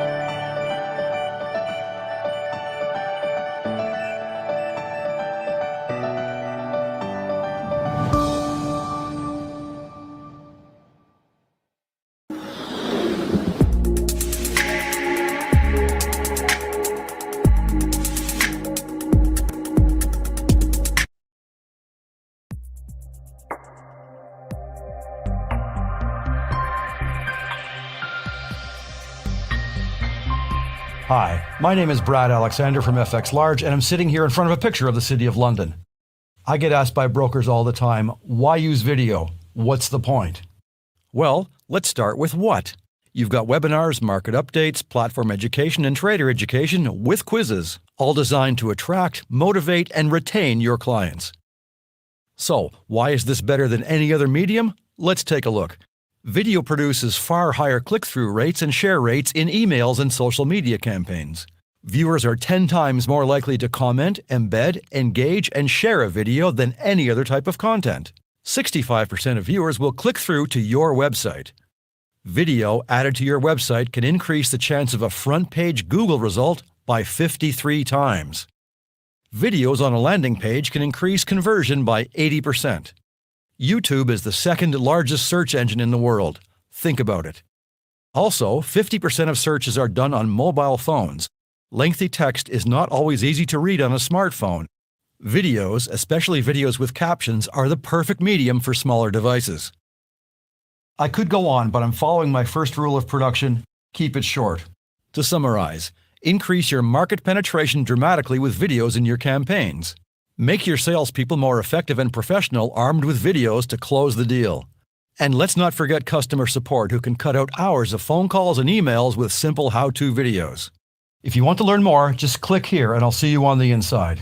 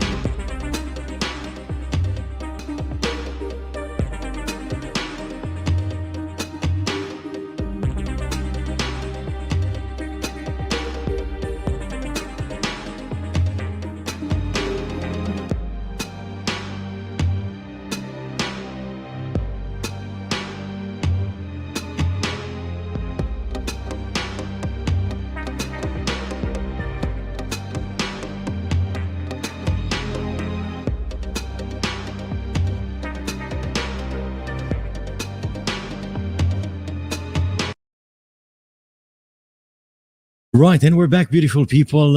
We had a bit of adverts, had to catch my breath. Now, we are already almost 2 hours into the US trading session. From what we see so far, Wall Street opened higher today ahead of the Fed meeting and, of course, on China relief. Dow Jones traded higher, 200 points today. We're going to have a look at the charts in a few minutes. We're going to see how my trades did. And, of course, what will happen next. Now, in exactly 10 minutes from now, I'm going to start a webinar on trading cryptocurrencies, beautiful people. Trading cryptocurrencies for beginners. It's very, very interesting. You can have a look at it. And if you like what you see, like, share, subscribe, and support us in delivering more great content. Also, in 1 hour from now, we're going to have Rian Hobson joining us with his weekly show, Money South Africa. So tune in 1 hour. And also at 2000 hours, so 2 hours from now, I'm going to be hosting the weekly special where we're going to talk about the corporate games. The games that are being played in the corporate world. This is it. Now, at the Fed decision today, basically the Fed is expected by many to say when it will start reducing its monthly bond purchases, which have run at $120 billion since the first wave of the pandemic. The market's reaction is likely to be determined by when the Fed starts to taper the purchases and how long it wants to the phasing out period to be. Attention will also be on the Fed's so-called dot plot to see whether policymakers have accelerated the time frame for future interest rate hikes. So a bit of volatility on the US dollar against its other peers is expected at 2100 hours GMT plus 3 when the Fed meeting will start. Right, let's have a quick look at the trades, guys, and see how my trades are doing so far. Again, I opened a few trades on a demo account, trying to compare the trading signals from investing.com with some of the technical indicators that I have on my trading platform. I did this purely for demonstration purposes, no other reason. So I'm not encouraging anyone to follow my actions. Please do not copy my actions, guys, because if you do so, it's your own responsibility. So far, I see a bit of drawdown on my 3 trades that I opened. I basically sold the dollar index, predicting that the US dollar index will trade a bit lower in the near future. I had bought 100 units of silver, following the signals on investing.com and technical analysis, showing that silver and gold might trade higher today. And the spot crude oil contract, I went long on that contract as well. Again, after investing.com showed that crude oil WTI and Brent oil have 4 strong buy indications based on their analysis. Now, I have a bit of a drawdown. I'm not overly worried about this. Okay, the demo trading account that I'm using has $10,000 in it. Yes, so I've only used about $1,000. Roughly to enter these trades. The contracts are quite big, and you can do that if either you have 10,000 real money in your trading account or virtual money to play with. So far, I only have a drawdown of $14, $15 on my trading account. If I would close all the trades right now, I would lose $14, $15. Again, it's not the end of the world when you see that the markets are looking to go the opposite direction than you predicted. You can anytime close the trades with that small drawdown, or you can wait for the markets to recover, to come back. If you truly believe in your positions, in your technical analysis, in the news, and you truly believe that the price will go up or down, then you might want to hang on to the trades for a bit of time. This is normal to happen. Once you open a trade, you have the spread to cover. And also, you need to wait for the markets to move. The markets don't move when you want them to move. As a retail trader, the markets move when the big banks, and the big institutions are pumping money onto the market, or when an avalanche of retail traders, goes the same direction. So we cannot tell the markets what to do. The best we can do is just bear with the markets, in hope that they will go our way. Now, from what I see here, we had a push from silver. This is basically where I entered the markets. That was the price, $22.90 for silver. I see a bit of a drawdown now. It doesn't affect me yet. I'm not scared about it. It's normal to happen. If it's going to continue the drawdown, if it's going to go below the red line, for example, the 200 moving average, then I might get a bit worried. Then I'll see what I'll do. I might close the trade. Now, for crude oil, again, we're looking at the charts on a 15-minute chart. We see a retest of that 50 moving average. A bit of a pullback, which is, again, completely normal. I'm waiting for the markets to react in the next couple of hours or so. So if I'm lucky, my trades will go in a bit of profit. If not, I'll probably close the trades with a bit of a loss. The third trade that I took was on the US dollar index, which on a 1-hour chart, it was showing us that it wants to potentially go down and test that 200 moving average, the red line. Therefore, my short position on the US dollar. Now, we see the price falling below that 50 moving average. Okay, the signal seems to be correct so far. Just the markets did not react yet. Okay. I'm going to give the markets the time they need to react. I'm going to give the markets the time they need to breathe.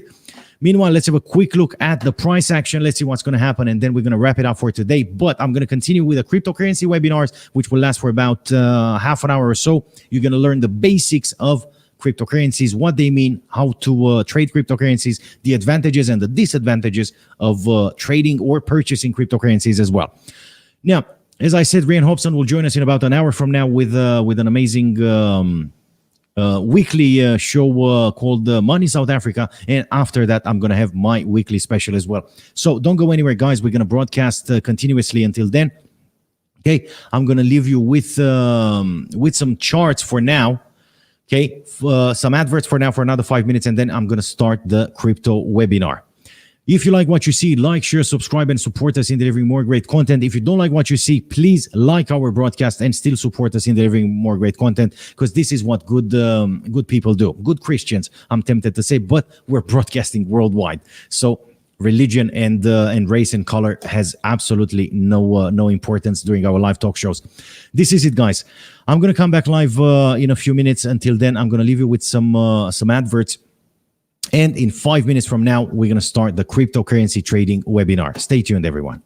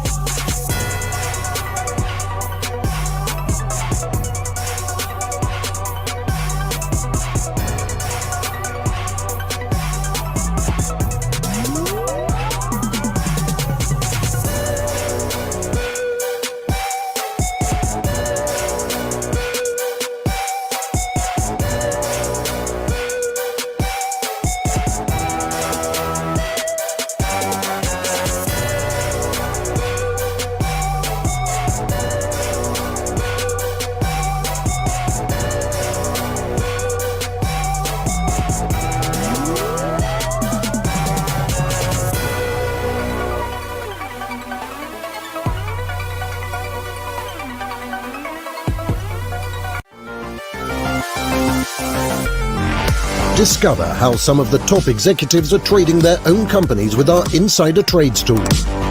See who's been buying or selling stock and what their trades say about insider sentiment. Use this unique big data tool to make more informed stock trades.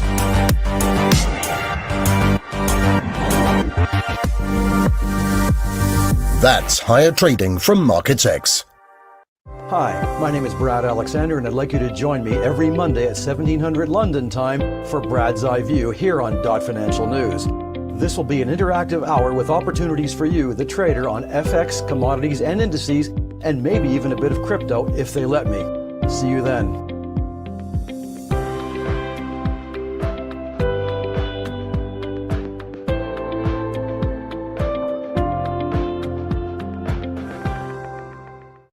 InstructFX is providing free consultation and free education, not investment advice, guys. We are not giving investment advice. This is where the problem lies. Is Bitcoin fixes this problem. Wow. Binary options, when they came out, were actually, I believe, a legitimate investment or trading vehicle. Wow. The United States that's actually looking at it. Wow.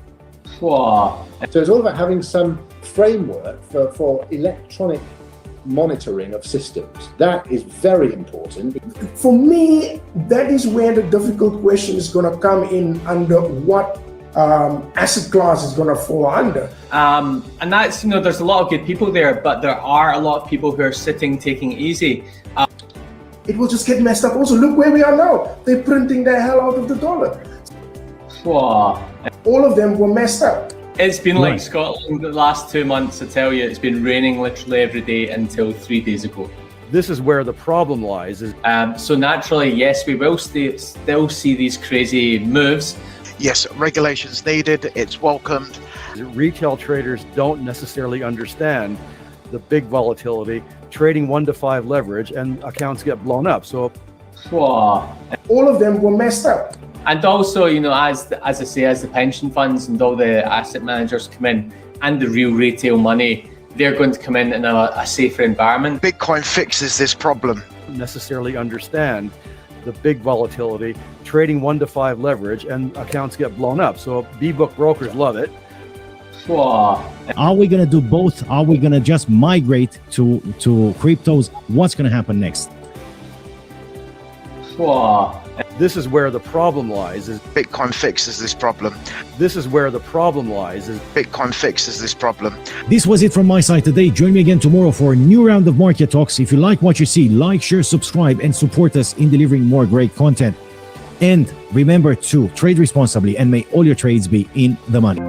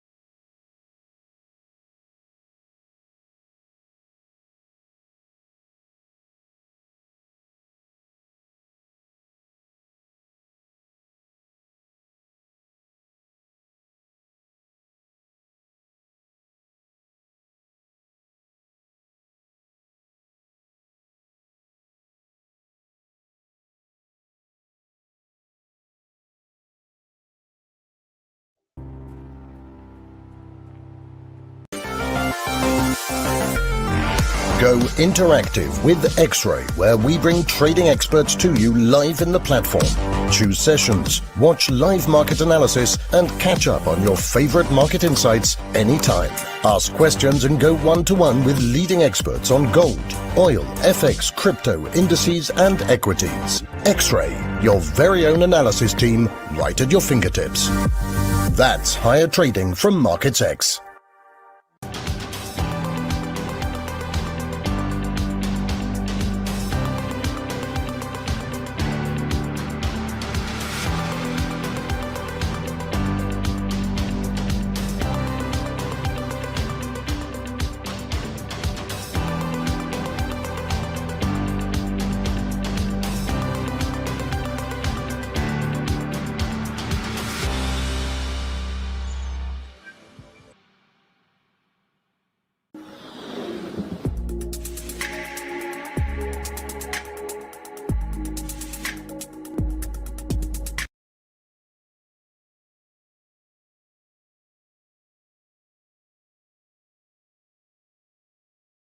And once again on this beautiful Tuesday, 1st of June, 2021.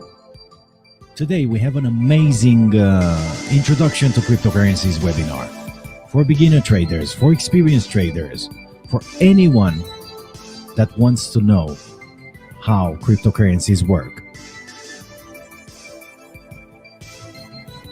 Get your iPads, get your notebooks, get a cup of coffee or a cold beer, and let's get started with cryptocurrencies. Like every other Tuesday, guys, if it's Tuesday, it's all about cryptocurrencies.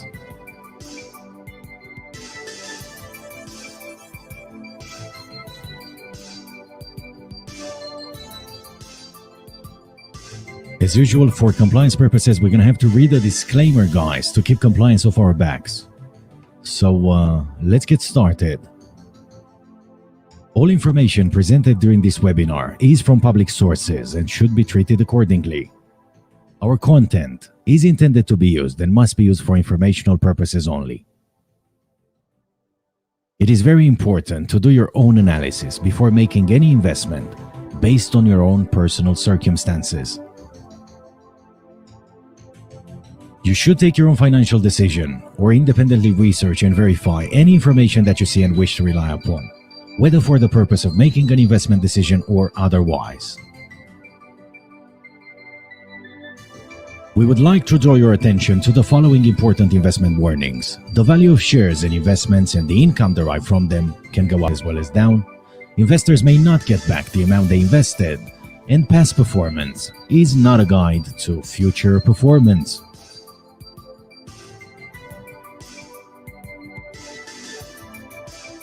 This is the disclaimer, guys. This should keep compliance off our backs. Let's get started. Let's try and understand what are cryptocurrencies, because I know many traders think they know what cryptocurrencies are. They're trading cryptocurrencies on various exchanges, but they don't truly understand what cryptocurrencies are. Also, if you have any questions, guys, feel free to interact with me during the webinar. Type your questions. Let me know how you're doing. Let me know what's happening, and I'll do my best to help. So basically, a cryptocurrency or cryptographic token is a digital asset designed to work as a medium of exchange that uses strong cryptography to secure financial transactions, control the creation of additional units, and verify the transfer of assets.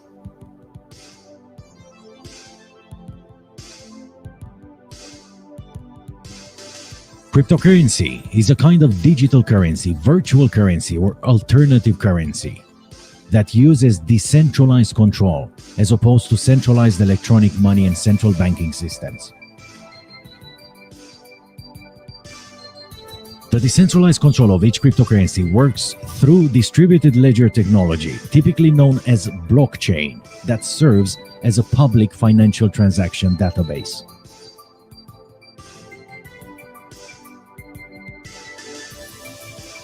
Bitcoin was first released as open source software in 2009, and it's generally considered the first decentralized cryptocurrency.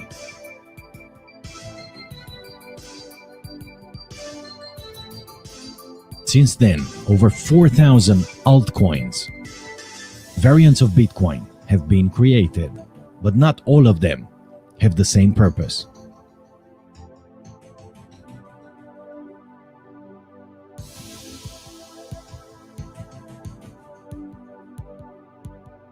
Let's see what are a few of the cryptocurrency's characteristics, guys.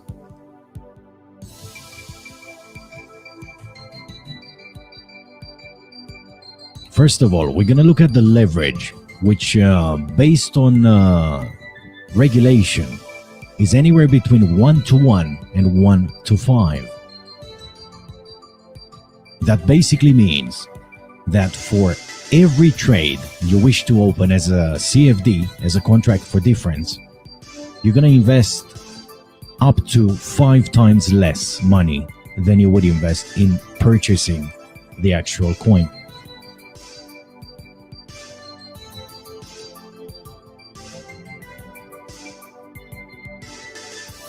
The trading hours of cryptocurrencies, unlike the conventional asset classes, are 24/7, 365 days a year. There's no expiry date on contracts for difference on cryptocurrencies. And a few advantages are: cryptocurrencies react to the news. They have huge volatility, which could bring you tremendous profits in a very short time, but also tremendous losses if you're caught on the wrong side of the trade.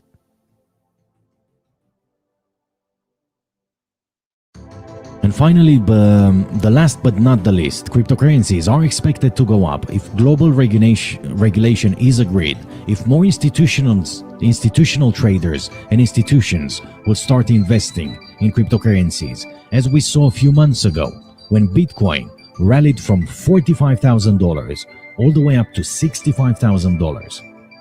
After the news that Tesla invested a huge amount of money, a huge amount of its profits basically, into Bitcoin. And they've also announced that Tesla will be accepting payments in cryptocurrencies for their cars.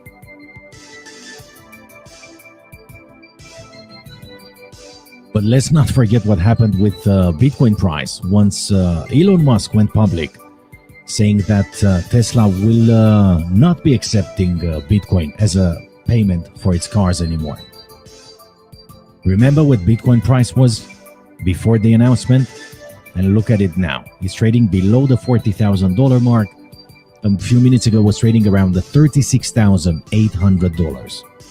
So there's the proof that cryptocurrencies react to the news, and their volatility is huge sometimes.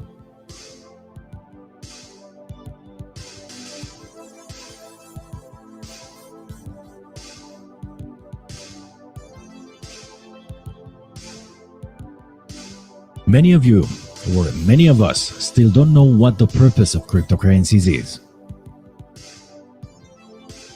And you might be surprised when I tell you that all cryptocurrencies serve a different purpose and they are trying to solve a problem. For example, Bitcoin is meant to replace the paper money, the fiat currency. Ripple, on the other hand, is designed to speed up the banking process. And Ethereum offers a decentralized platform to build dApps, run smart contracts, and generally act as a supercomputer. Its platform aims to be censorship resistant and open for all, and so far the biggest dApps and smart contracts platform. This is what Ethereum is doing. Dash, on the other hand, provides fast transactions, sometimes instant, with instant send. It solves governance issues that most top cryptos face with masternodes, as well as integrates privacy as one of its top features with private send.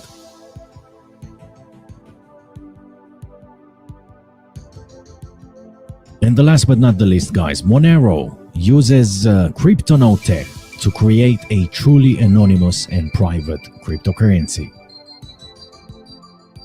So you see, each and every cryptocurrency serves a different purpose.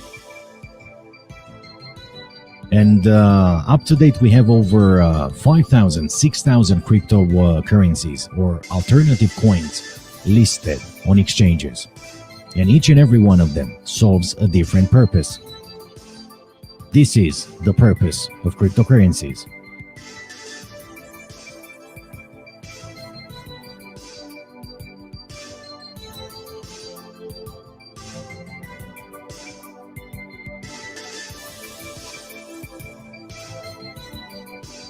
Let's see how Bitcoin looks like. And if you look in the right-hand side of the screen, you're going to see exactly how Bitcoin looks like. Okay, it looks like a QR code or a very long number.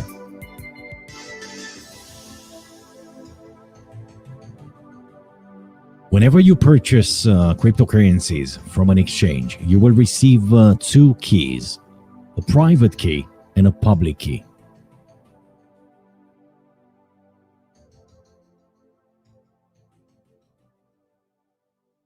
A public key is a cryptographic key that can be obtained and used by anyone to encrypt messages intended for a particular recipient. In simple terms, your public key is your IBAN, which you can give to anyone in order to receive cryptocurrencies.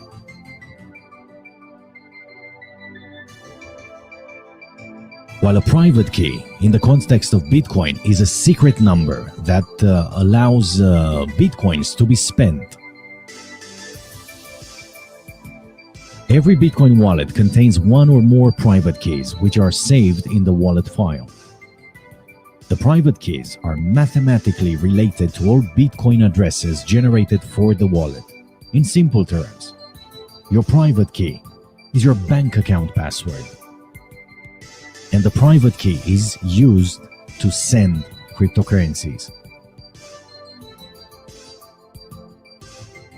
This is what's happening when you're purchasing cryptocurrencies, guys. You're going to receive these two keys. It's very important to understand that your Bitcoin or your altcoin shouldn't be kept on an exchange or on your computer, which is considered hot storage.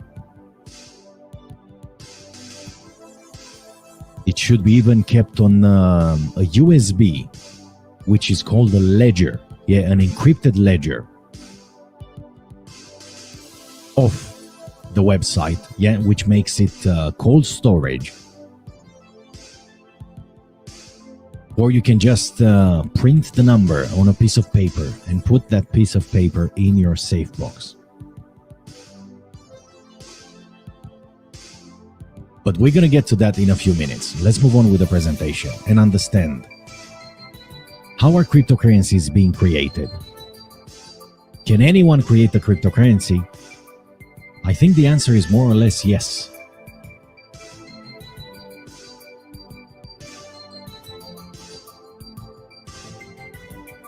Basically, cryptocurrencies are created through an ICO, or an initial coin offering. And an initial coin offering is a type of funding using cryptocurrencies. Mostly the process is done by crowdfunding, but private ICOs are becoming more and more common. However, they are the most dangerous investment you will ever make.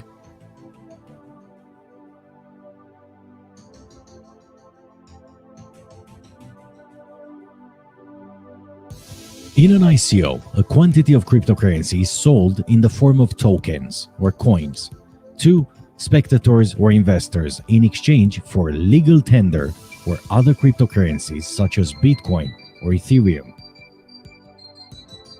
The tokens sold are promoted as future transactional units of currency if or when the ICO's funding goal is met and the project launches.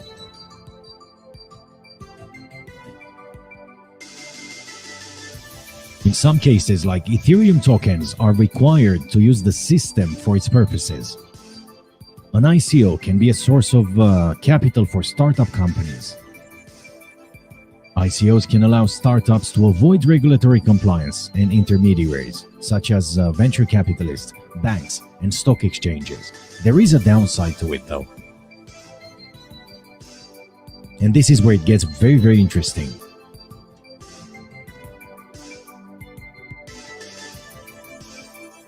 An initial coin offering at that stage is nothing else but a business plan that a group of people have put together, promising that the business will take off if they reach a certain market cap.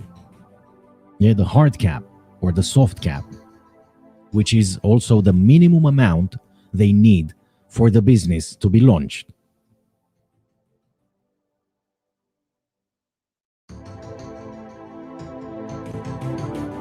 So basically, they need an injection of capital, yeah, for their business to take off. And they're gonna ask you to send them Bitcoin or Ethereum so they can then exchange some of it into fiat currency.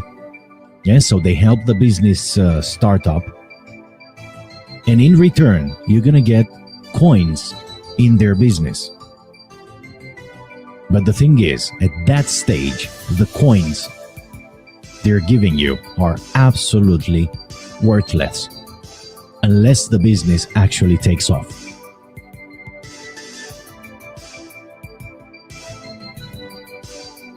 Some very legit initial coin offerings promise to refund the investors if the hard cap is not reached.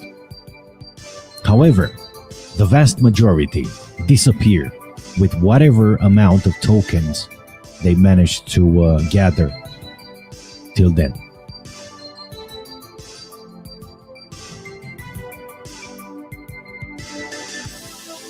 Do you see the similarity between initial coin offerings and stocks?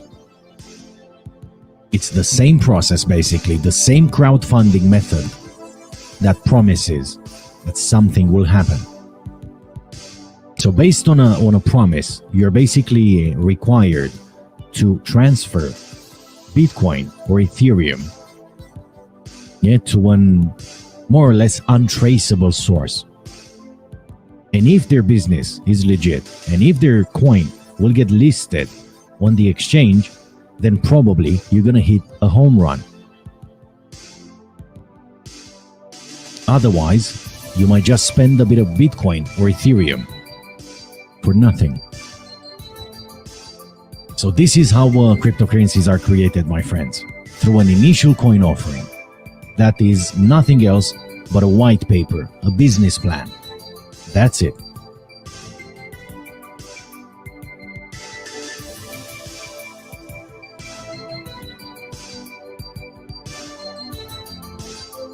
Now, let's make it even more complicated and talk about blockchain. What is blockchain? And how does it work?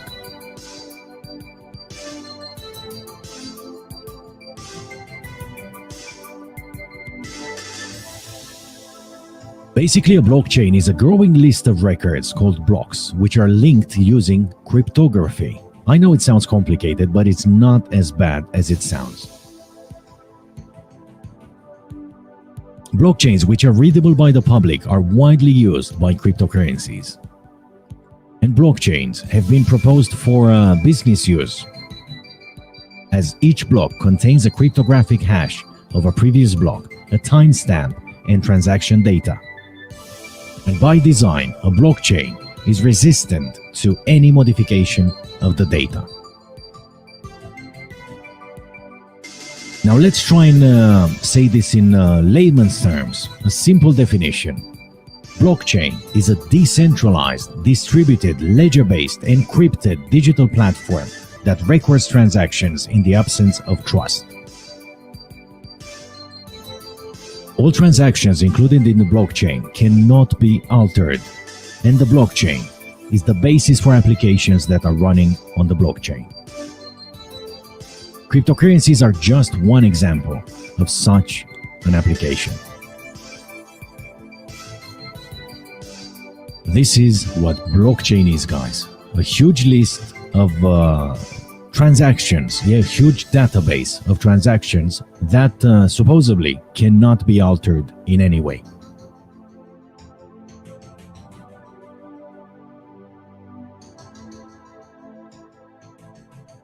Versus the paper records of a bank, let's say, that can be destroyed in a fire.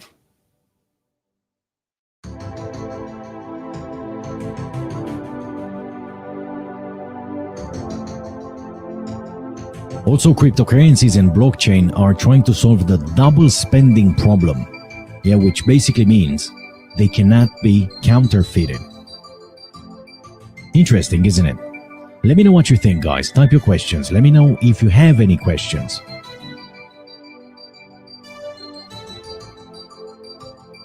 And meanwhile, we're going to try and understand how blockchain works. A Bitcoin transaction generally needs 6 confirmations from miners before it's processed. The average time it takes to mine a block is 10 minutes, so you would expect a transaction to take around an hour on average. Roughly every 10 minutes, a new block is created and added to the blockchain through the mining process.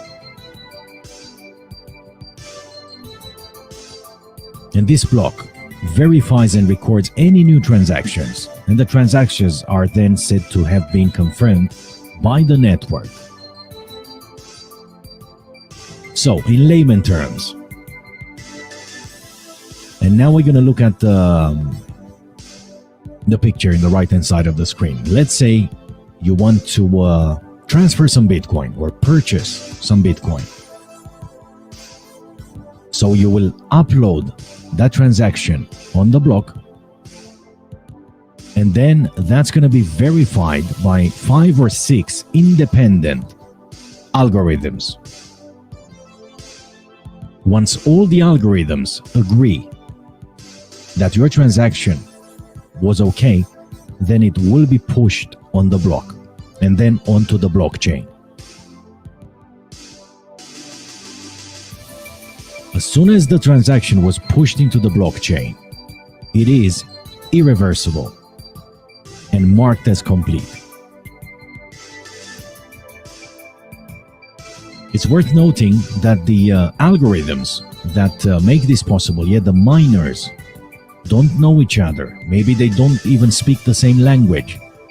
And human interaction is forbidden while solving these puzzles, let's say. So it's just an algorithm that runs on your computer, if you're a miner, that consumes a whole lot of energy, and your electric bill will be sky high at the end of the month. And as we saw recently, it's not very environmental friendly. Mining consumes a lot of energy, and it's not really friendly for the environment. And you need a super powerful mining unit, yeah, which can cost up to $10,000.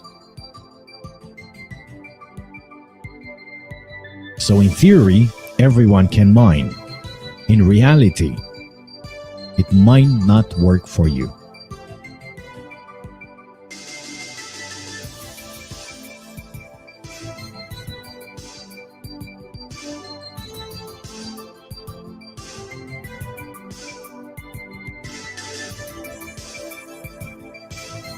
Now, a bit of history lesson for the ones of you that still need clarification on how Bitcoin came to life and when that happened. On the 31st of October 2008, someone called Satoshi Nakamoto, aka the father of Bitcoin, sent a mass email to a cryptography mailing list with a link to the white paper, which is the ICO, basically the online business plan.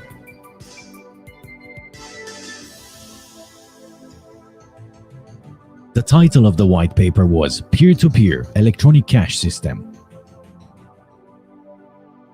And after people read the white paper, the ones that understood and saw value started getting involved, and they redistributed the email to more and more people around the world. And by late 2010, Bitcoin started being accepted by businesses, and it became very popular, pushing its value faster and higher than any other asset.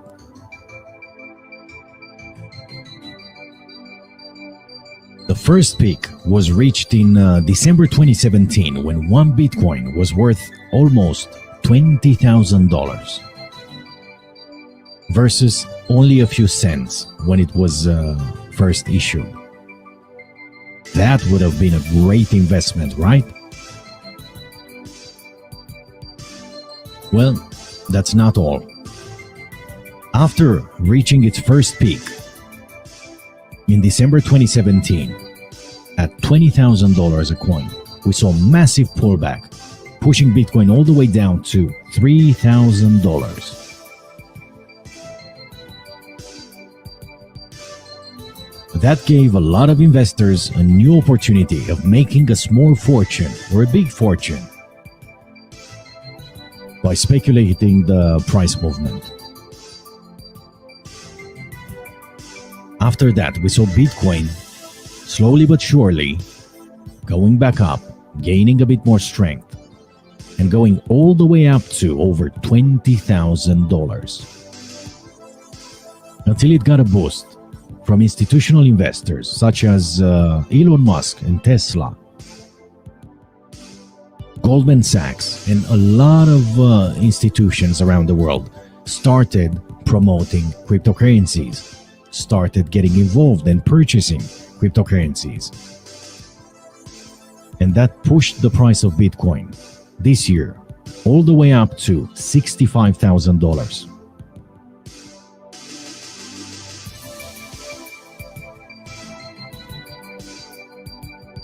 As Bitcoin reacts only to the news, its volatility never stops to amaze us. A simple tweet from Elon Musk or Tesla can send the price down by $20,000 or more. That's where the risk is. But if you're on the good side of the trade, you might make a few $1,000s a day without even realizing how that happened.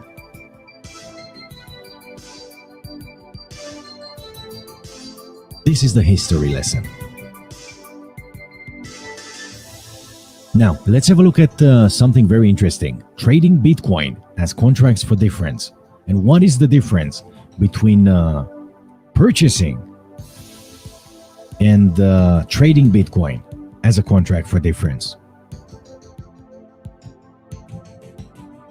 Most Forex companies and Forex platforms already have integrated cryptocurrencies as CFDs, as they are the newest asset class to the already established four asset classes, which are currency pairs, commodities, indices, and stocks. So cryptocurrencies are now available for trading with most brokerages as any other asset. But due to its high volatility, the leverage offered won't be as high as on the other asset classes.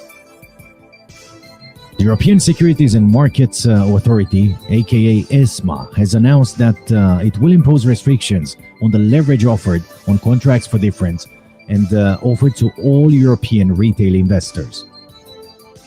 Under the new measures, the leverage offered on cryptocurrency CFDs will be limited to no more than 2 to 1, 3 to 1, or almost 1 to 1. Other jurisdictions, especially the offshore jurisdictions, are a bit more permissive, allowing a leverage of 3 to 1 or up to 5 to 1 for cryptocurrencies.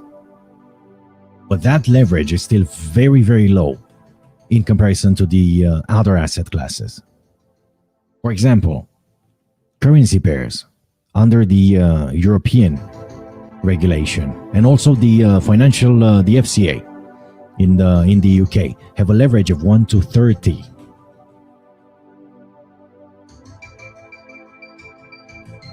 Stocks and indices might have a leverage of 1 to 10.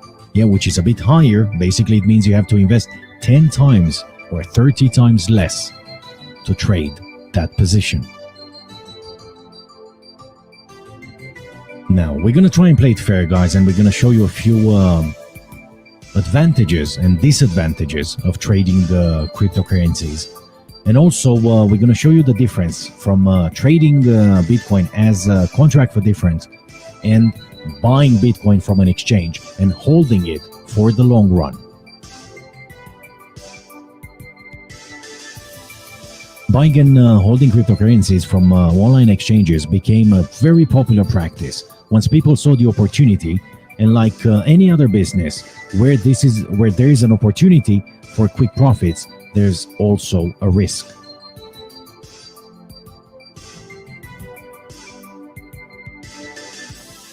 The lack of global regulation is one of those risks, as prices can vary widely from one exchange to another. On top of that, traders need to store their tokens, download the blockchain, and basically make sure that they know exactly how it works and they don't become a potential target for hackers or fraudulent exchanges that might disappear overnight.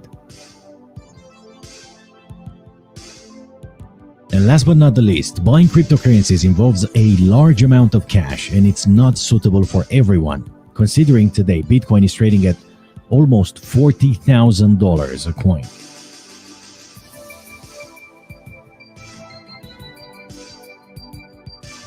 But it might be worth it.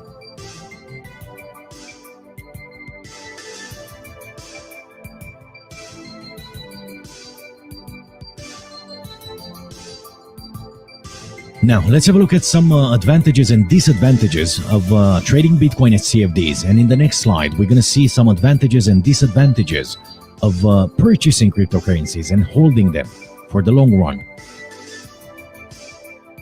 We're going to start with a few advantages of trading Bitcoin on a trading platform as contract for difference.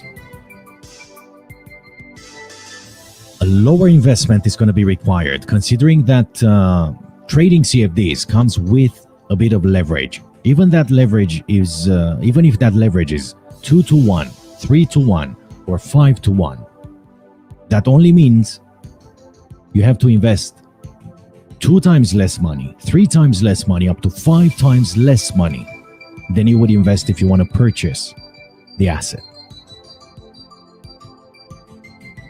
An advantage is that cryptocurrencies have huge volatility. Yeah, they can go up and down in price, like Bitcoin, for example, can go up and down in price with by $10,000, $20,000 in 24 hours. Now, if you're on the right side of the trade, you could make a small fortune overnight. And again, the last but not the least, the opportunity of making 2 to 5 times more profits if you're trading cryptocurrencies as CFDs.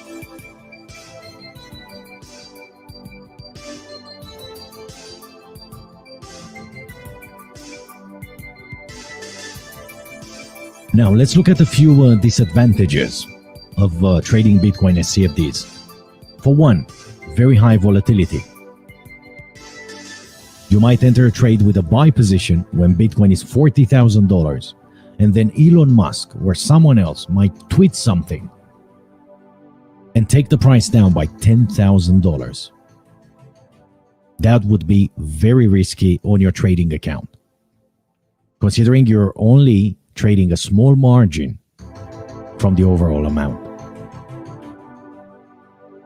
Another disadvantage that's entirely up to you to decide is that you have no option of making payments if you're trading them as CFDs, which is fine. That's not the purpose if you're trading contracts for difference. You don't want to make payments from your trading account. And another disadvantage, which again, it's up to you to decide if it's a real disadvantage or not, it's not available on very small trading accounts due to its low leverage and very high volatility.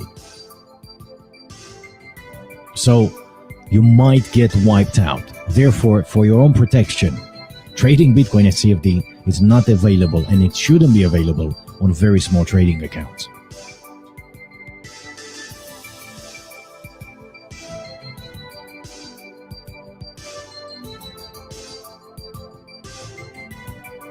Now let's see a few advantages and disadvantages when it comes to buying Bitcoin from an exchange and holding it for the long run. Let's start with the advantages. No trading required. You have an easy life. High volatility. You might purchase it today at $36,000, $37,000. By tomorrow, it might go all the way up to $40,000, $45,000, which basically means you made a profit of almost $10,000 in less than 24 hours. Is that normal? Not really. But who complains when you're making that kind of money, right? Another advantage is that when you own Bitcoin and other coins, you have an option of making payments. And you also have an option of exchanging it into cash.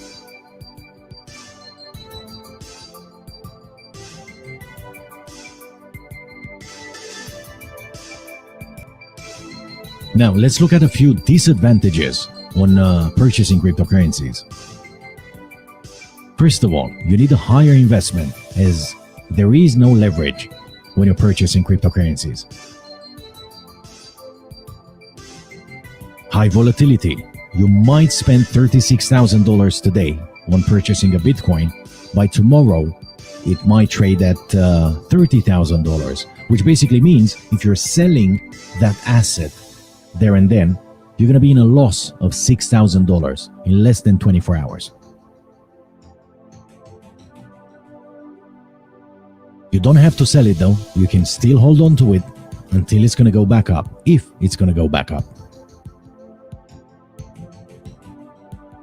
The lack of regulation might be considered a disadvantage. Therefore, the big price swings. And the last but not the least, guys, many cryptocurrencies do disappear due to poor functionality.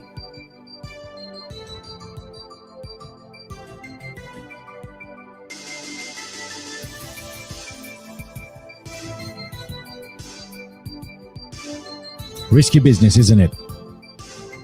In comparison to trading traditional asset classes like currency pairs, commodities, stocks and indices, which only move a few dollars a day.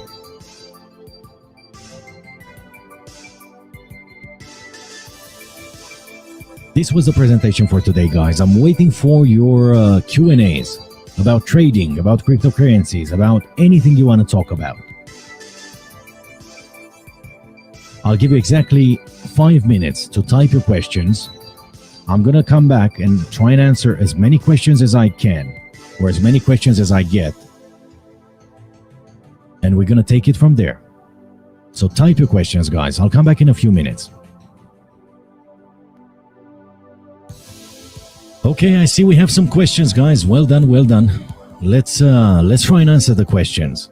No script, unscripted.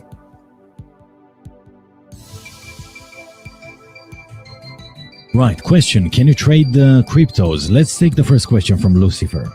Lucy, 250. What does the 250 stand for? Right.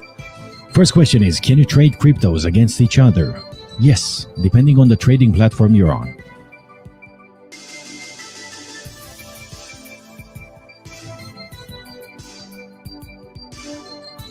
The second question, which is very, very interesting, from Lucy250. What can you buy at the moment with cryptos? That's a good question. You could have bought a Tesla till about a month ago. Some countries, some jurisdictions, some businesses allow you to buy stuff with cryptocurrency. I know that the biggest purchase ever made in cryptocurrency was a few years back in Dubai or Saudi Arabia, when someone bought a villa, a mansion, in Bitcoin that was worth a few $1 million. So yeah, you can purchase quite a lot with cryptocurrencies, anywhere from a coffee to a mansion in Dubai. But I can tell you for a fact, you cannot buy a Tesla anymore in cryptocurrencies, guys.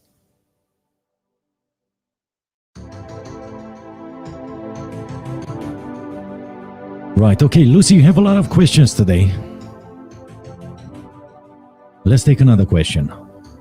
You can't just buy cryptos straight away, can you? You have to go through an exchange, right?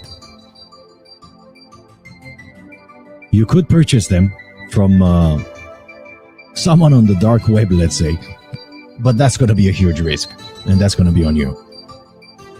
So ideally, yes, you should go through an exchange.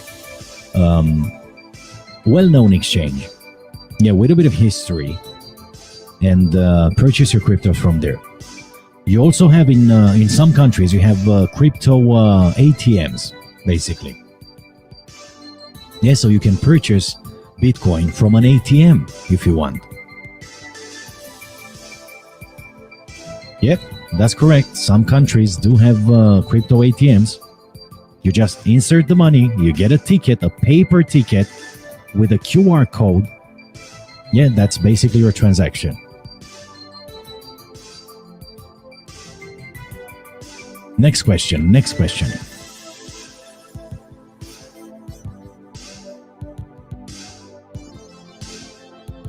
Do I think individual cryptos are going to be used more frequently for purchases, like NFTs? That's a tough one. That's a very tough one. Considering there's no regulation in the crypto world, it's difficult at this stage. What the future holds, though, no one knows. If we're talking about moving to Mars, if we're talking about flying cars and electric vehicles, I don't see why not. Individual cryptos will be used more frequently for purchases. Make sense?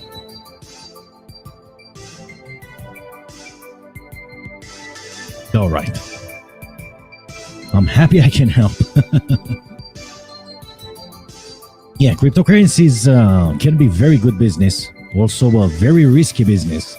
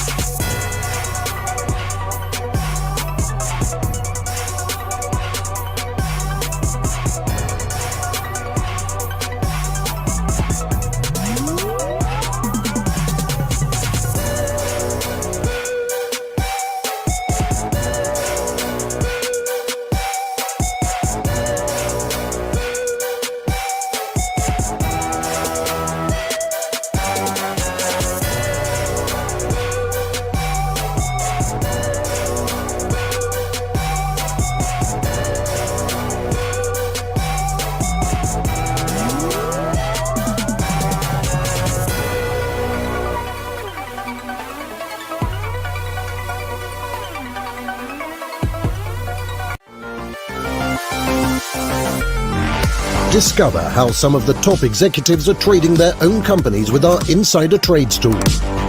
See who's been buying or selling stock and what their trades say about insider sentiment. Use this unique big data tool to make more informed stock trades.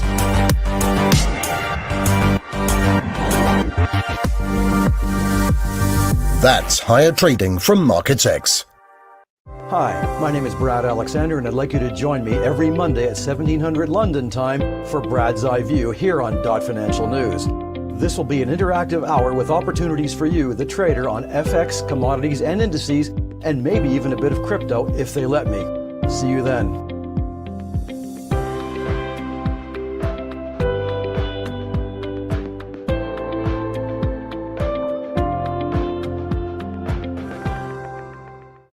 InstructFX is providing free consultation and free education, not investment advice, guys. We are not giving investment advice. This is where the problem lies. Is Bitcoin fixes this problem.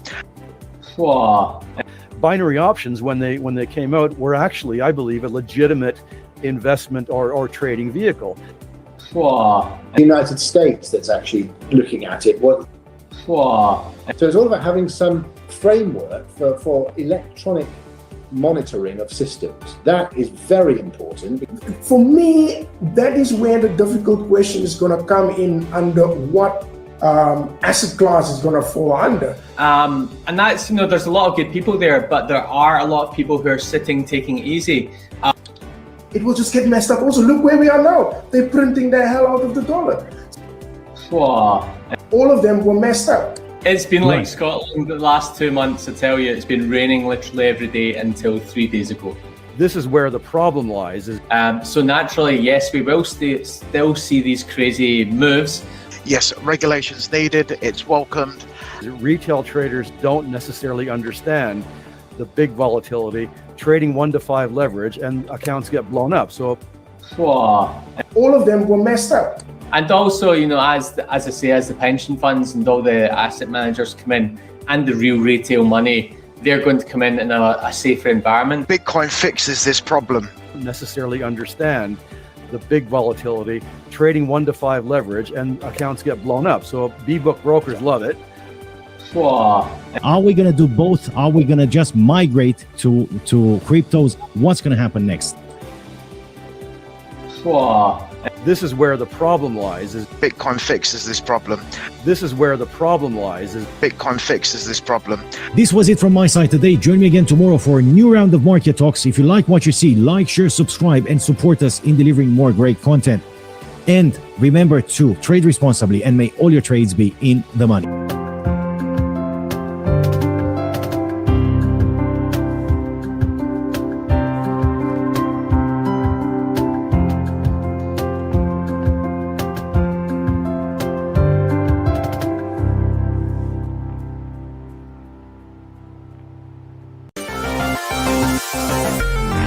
Go interactive with X-Ray, where we bring trading experts to you live in the platform. Choose sessions, watch live market analysis, and catch up on your favorite market insights anytime. Ask questions and go one-to-one with leading experts on gold, oil, FX, crypto, indices, and equities. X-Ray, your very own analysis team, right at your fingertips. That's higher trading from MarketsX.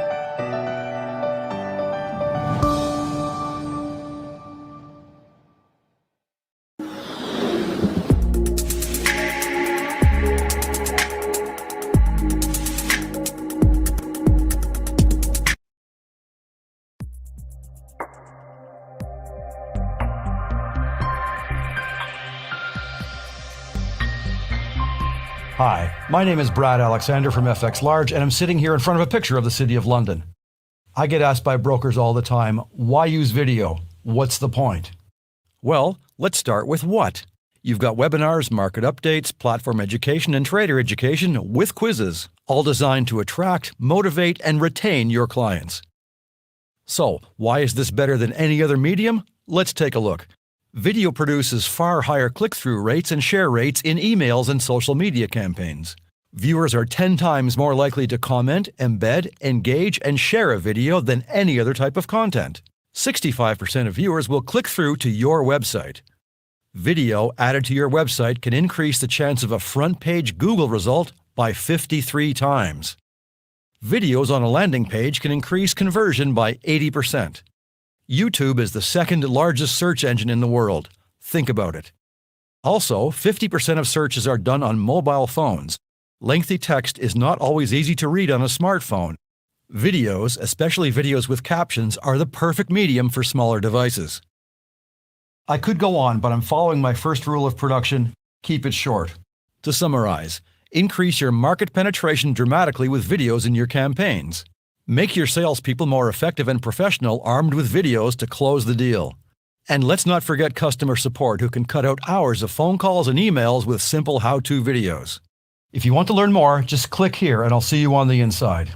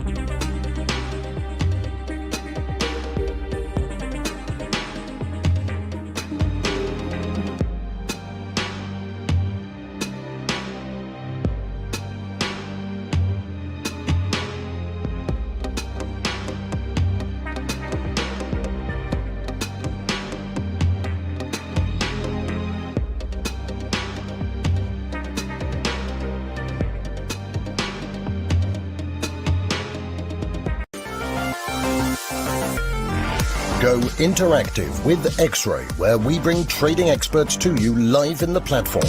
Choose sessions, watch live market analysis, and catch up on your favorite market insights anytime. Ask questions and go one-to-one with leading experts on gold, oil, FX, crypto, indices, and equities. X-Ray, your very own analysis team, right at your fingertips. That's higher trading from MarketsX.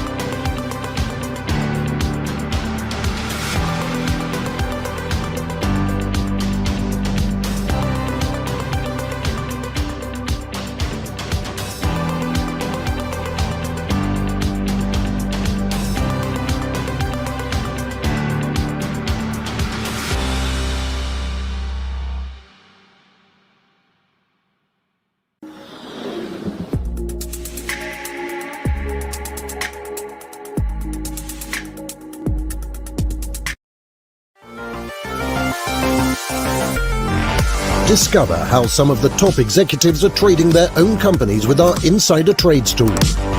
See who's been buying or selling stock and what their trades say about insider sentiment.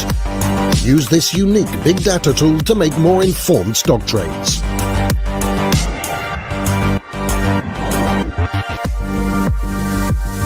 That's higher trading from MarketsX.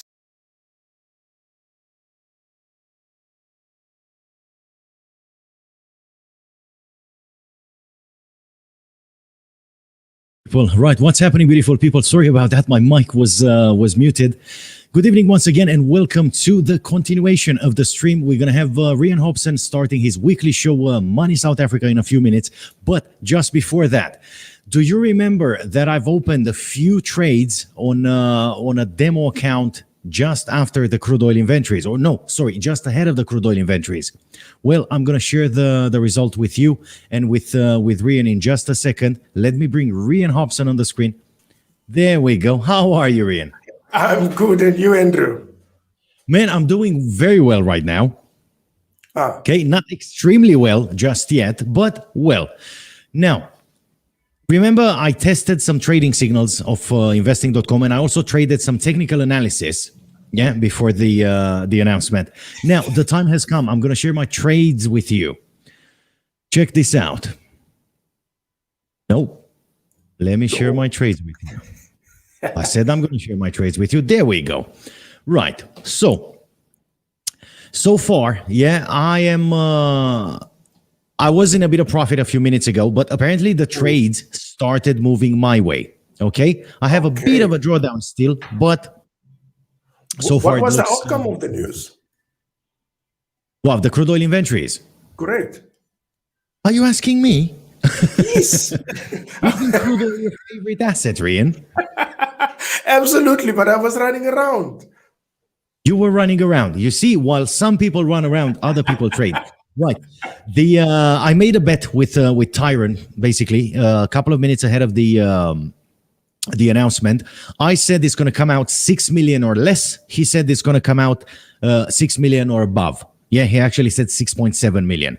It actually came out with a draw of just about 3 million. Yeah, 3.4, somewhere there. Ooh. Yeah, it was green. It was green. It was better than expected. Yeah, and we saw the market digesting the news in the last few minutes. So I'm going to show you the first three trades that I took. Yeah, the first trade that I took was a sell on the US dollar index.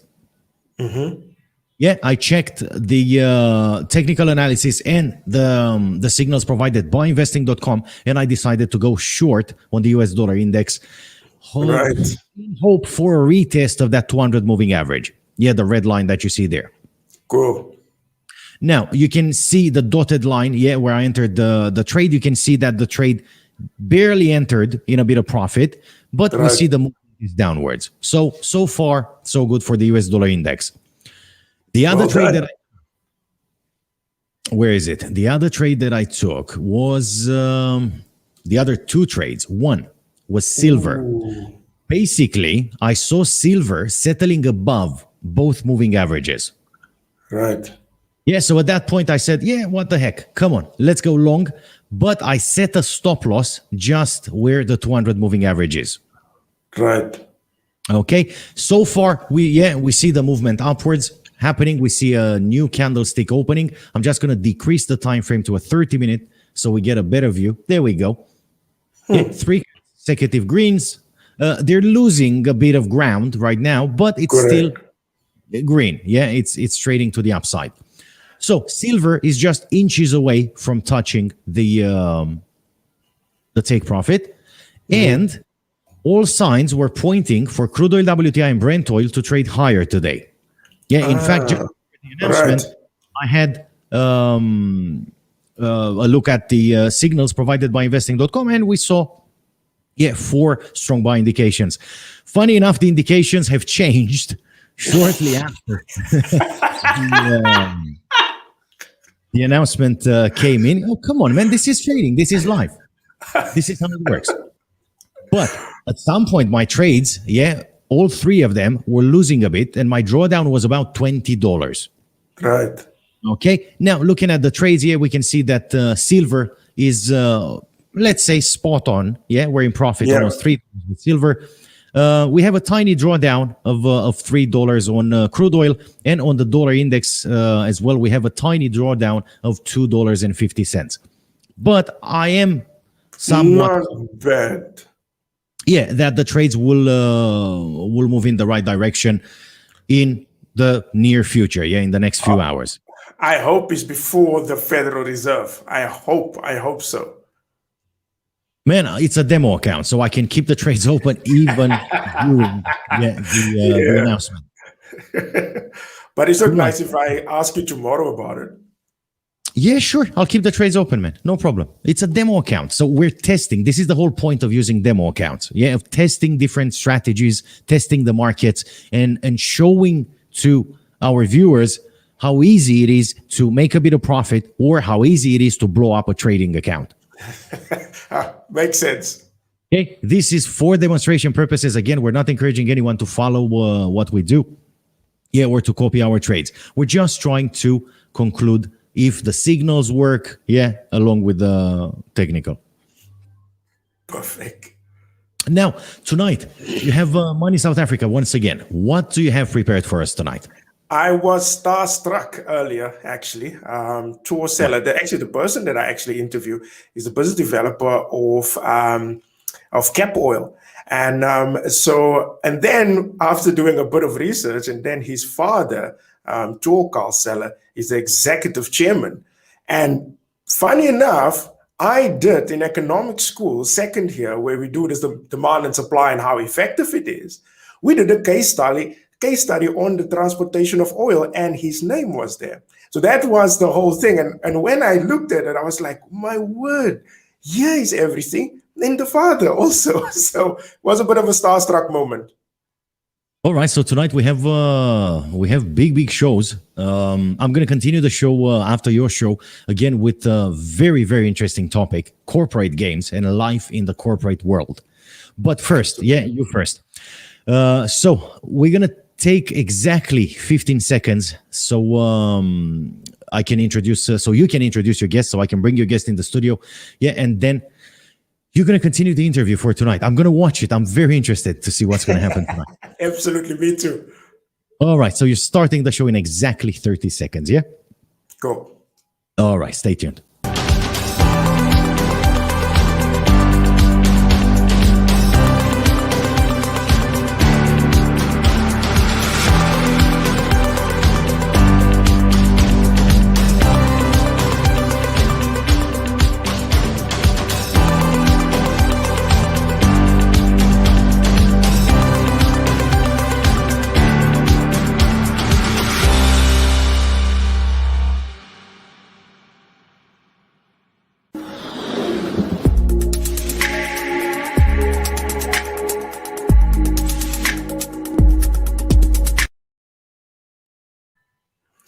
Good evening and welcome to the Money Show. Tonight is an absolute pleasure to interview Ulrich Seller, the son of Tor Seller. Ulrich is a business developer of Cap Oil, where his father is actually the executive chairman.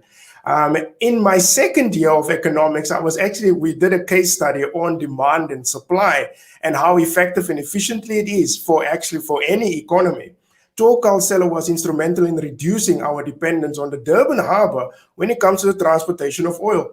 Thanks to Tor Seller, the SADC and Africa at large is actually benefiting with his instrumental methods and also his great experience on supply chain management and to transportation oil effective and efficiently on the continent. After the break, I will be with business developer Ulrich Seller to talk about the company of Cap Oil after the break.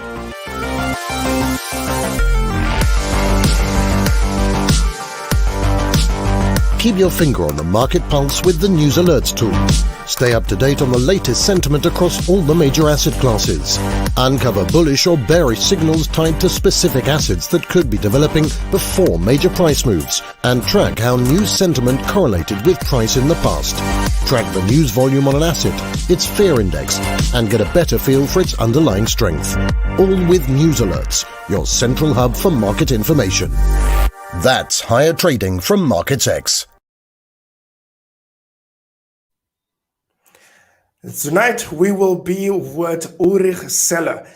He is actually the business developer of Cap Oil, and so we will have a moment with him to explain about the whole thing about the company and how the functionalities and how they persevere with all the challenges that is now with Africa and also with South Africa. So we will be with Ulrich Seller. Hi, good evening. Good evening. Thanks for having me. It's a pleasure to be here. Good evening, Ulrich. I'm actually very excited the whole entire day to meet you. How are you? I'm well, thanks. I can't complain. Yourself? All right. I'm actually good. Look, it's an absolute pleasure to have you on, and thanks a lot for spending time with us tonight. Thank you. Thanks for having me. It's a pleasure to be here. I will actually go straight away with the questions because we are all actually, our mouths are watering to know about the business and obviously about your father as well. With the company, is the company in the distribution or refinery of oil? So we are in the distribution channel. So we focus more on the downstream market in terms of distributing products. So our primary market is selling to customers ex-gate, ex-tank for their own collection. So we all stock with multinationals like Glencore London, Total Geneva, and IPG Kuwait. They hold stocks in Mozambique primarily, which we trade with and we sell stocks out of there. All right. Also, for how long is the company actually operating? So we've been around since 2012. So my dad used to work at Chevron. He ran South and Southern Africa supply network for Chevron. And then he left that and had this vision of starting his own company. And then he came up with Cap Oil. And so it's been a long struggle in the beginning, but he persevered and here we are today. I must say it is actually a very good story. Also with your father, it was the whole thing, if I can remember, with the whole SADC and the African Renaissance and everything. I'm sure he will explain that whole story. But just for interesting sake, your father, doesn't he give you a bit of a headache since you are the business developer? He's on my case quite a bit, but I don't do too bad, so he kind of gives me some leeway as well, but he is quite strict and does expect quite a bit. Right, I can expect that. Also, in which regions for South Africa? Is it just South Africa you guys transportation, or is it other parts of Africa as well?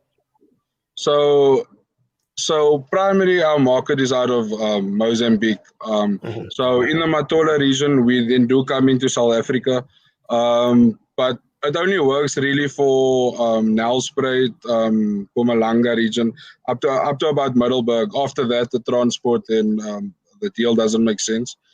And then we do sell so we do with truck and rail.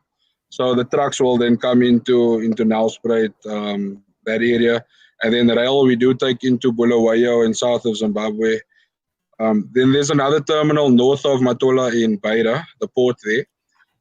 So out of there we sell to Harare, DRC, and Zambia.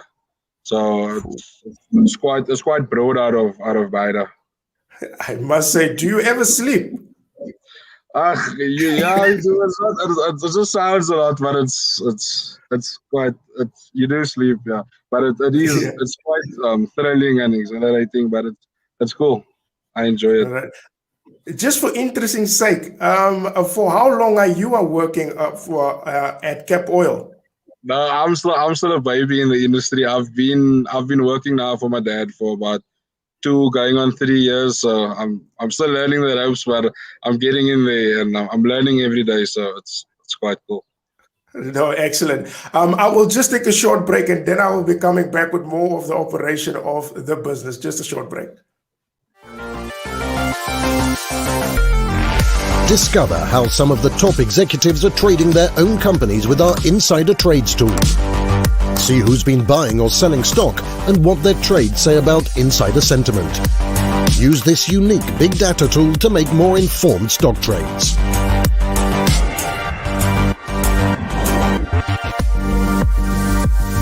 That's higher trading from MarketsX. Welcome back. Just actually for interest sake, how is as the business developer, how is the oil industry in South Africa? You guys do a lot of business in South Africa? To the point of doing business in South Africa, it's extremely tough, extremely competitive. There's a lot of companies in the market, so we're all fighting for little margins, and at the end of the day, the only person who's going to win in a race to the bottom is the customer.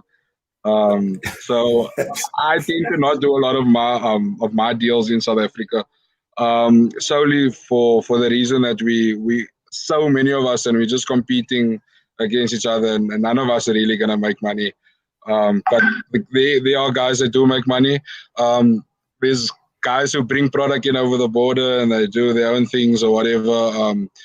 So there's a lot of the times we're also competing in a market that's not really the way things should be. So pricing, the mechanisms and around pricing doesn't really give us a chance to compete. So that's why we focus out of Mozambique and into Zimbabwe. And the cool thing about Zimbabwe is we trade in USD.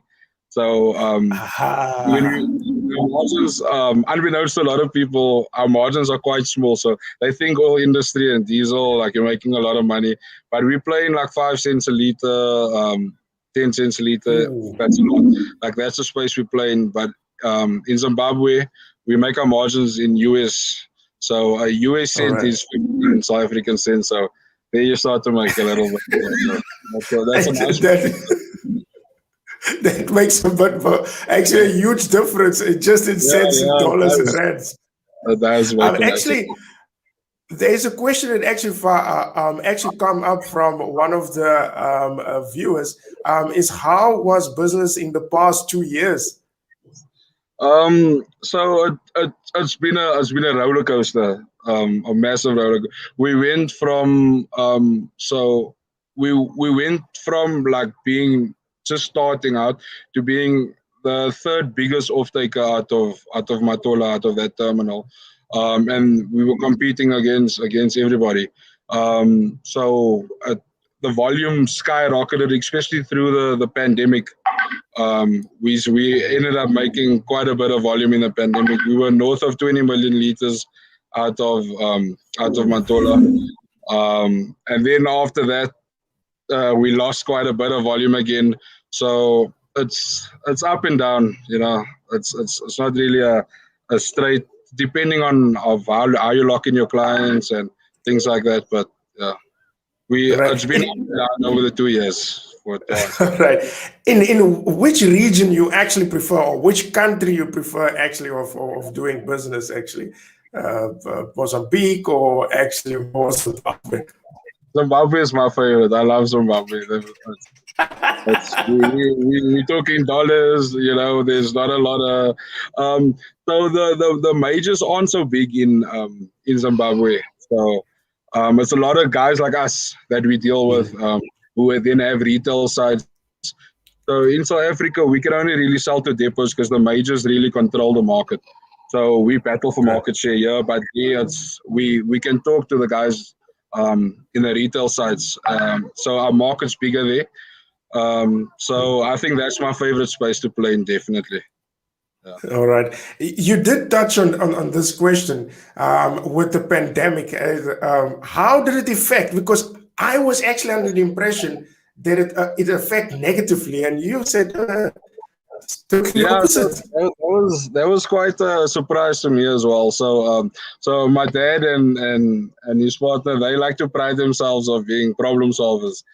Since they were in the industry for together about 50 years, they understand the market, they understand the channels and everything. So there was a lot of shorts in the refinery. They stopped working, and there was a lot of shorts. We then changed the channel to Mozambique and then brought it through into South Africa. And I mean, that was an insane few months. So that is actually very interesting. I didn't actually thought of that way, that they will create a shortage, and then you guys, obviously the prices also increase, isn't it? Yeah, for sure. And not too long ago, the engine refinery in Durban, that went up in flames. I'm sure you heard about it.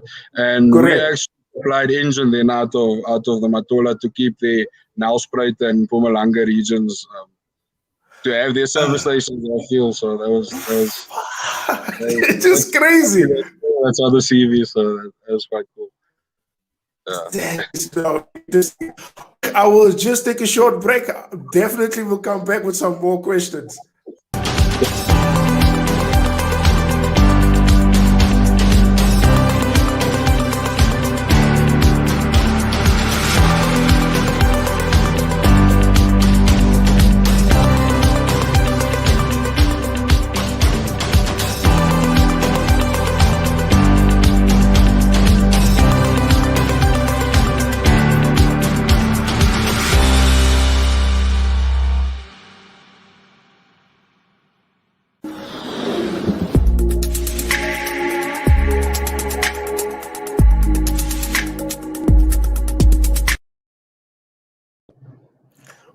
Since your father is the problem solver with the whole story of the Durban Harbor, how do you see the world now? Because the world is moving green, and that is for me the interesting part. Will that maybe affect business, or did it already affect business? In Africa, I think that's quite a far time away, so that's not really a worry right now. I think that the rest of the world is not even really close to being 100% there yet, and it's going to take even longer for it really to come to Africa. I don't think that's really a issue. There's enough worries now about how things are going now, so that's not really I don't see that affecting the market share or anything anytime soon. All right. I'm sure that will become your problem in the next 30 years. I have to worry about green fuel and renewable energy. Correct. Just for also for interest sake, I know the oil industry is quite massive, but are you actually, because obviously you said there's some stiff competition in South Africa, are you optimistic about the future of South Africa, especially when it comes to the oil industry? Yeah, I'm an optimistic person, so I'm always gonna see the glass half full. I do see it actually being very good for us in the long term. Not only for South Africa but for Africa. I see the potential is, and the growth is actually in the small and micro businesses. That's where the country will grow. And if I like I touched on Zimbabwe, because of their political issues, a lot of the majors withdrew, leaving space for the small guys then to bring themselves into that space and take over that market share. And I see that happening into South Africa in the next 5 to 10 years, the majors withdrawing, and then that leaves a lot of room and opportunity for guys like us then to step in and to start looking at the retail sites and service stations, things like that. If we can get that market share, the margins there are very good. So that I'm optimistic for that 100%. Well, that is a very optimistic statement that you put down there. There's actually another question that comes through. How do you invest, Ulrich, or what do you invest in? I'm a bit I'm all over the place. I'm still trying to learn a lot, so I make a lot of mistakes. I pay a lot of school fees, but yeah, I try to play in the easy equity space. Try to buy some stocks in companies that I think has got good futures. And then a little bit in cryptocurrency as well, on Luna, Bitcoin, Ethereum, XRP, things like that. And then also I tried Forex, but I got hurt big time. So it's not really something that you can just like play with. You got to focus on it. And I just, I took a little bit of a gamble, but so you learn. I was thinking you're gonna throw in the oil industry that trading online. You take trades some crude oil. No. That's above my pay grade. I won't even try to play in that space. No. All right. Ulrich, as we come to the end of the show, just actually a quick question for South Africans. I know you are young. Your father is enormous instrumental, not just for you, but even for South Africa solving this whole entire mess with the Durban and stuff. I just want to know what advice, obviously your father did definitely share advice with you. So we're stealing from your father's advice from your side. From your side, what advice would you give actually young South Africans? Oh, I don't know if I'm the right person to give advice. I think I'm still trying to find out what is the right path. But I think just to get out of the starting blocks, I guess, and just choose a path, go for it, and work hard towards it, and then it'll come. Just the last question, because this was now very interesting that you actually mentioned. Because you are young, don't they actually sit on your head like your father, for example, like, hey, like you must do this, you must do that, you must do all the groundwork? Yeah, in the beginning, it was a lot like that because I didn't really know what I was doing. But I've like came into my skin and I've learned a lot over my little. Still not anyway like what they understand of how the market is, but I'm starting to understand my space and how to adapt in that market. So he kind of lets me do my thing, and then but he'll come back to me like, okay, how productive was this? What did we achieve by doing that, and how can we better that and stuff like that. So, but he kind of lets me play and make my own mistakes, and then we and learn and stuff like that.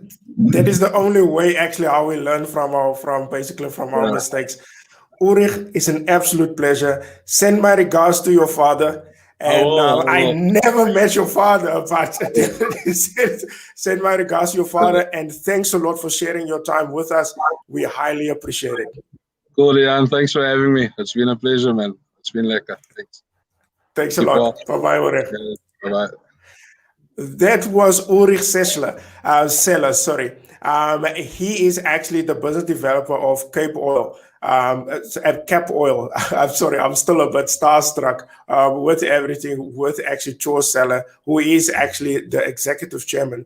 And with his experience and obviously the transfer now to his son, it's an absolutely a great experience to actually interview him and also to understand how the oil industry actually works, not just in South Africa, but also cross-border SADC region and also more up in Africa. That is it from my side for today. I hope you guys enjoyed today's show. And then I will see you again on Monday with The Money Show. Bye-bye.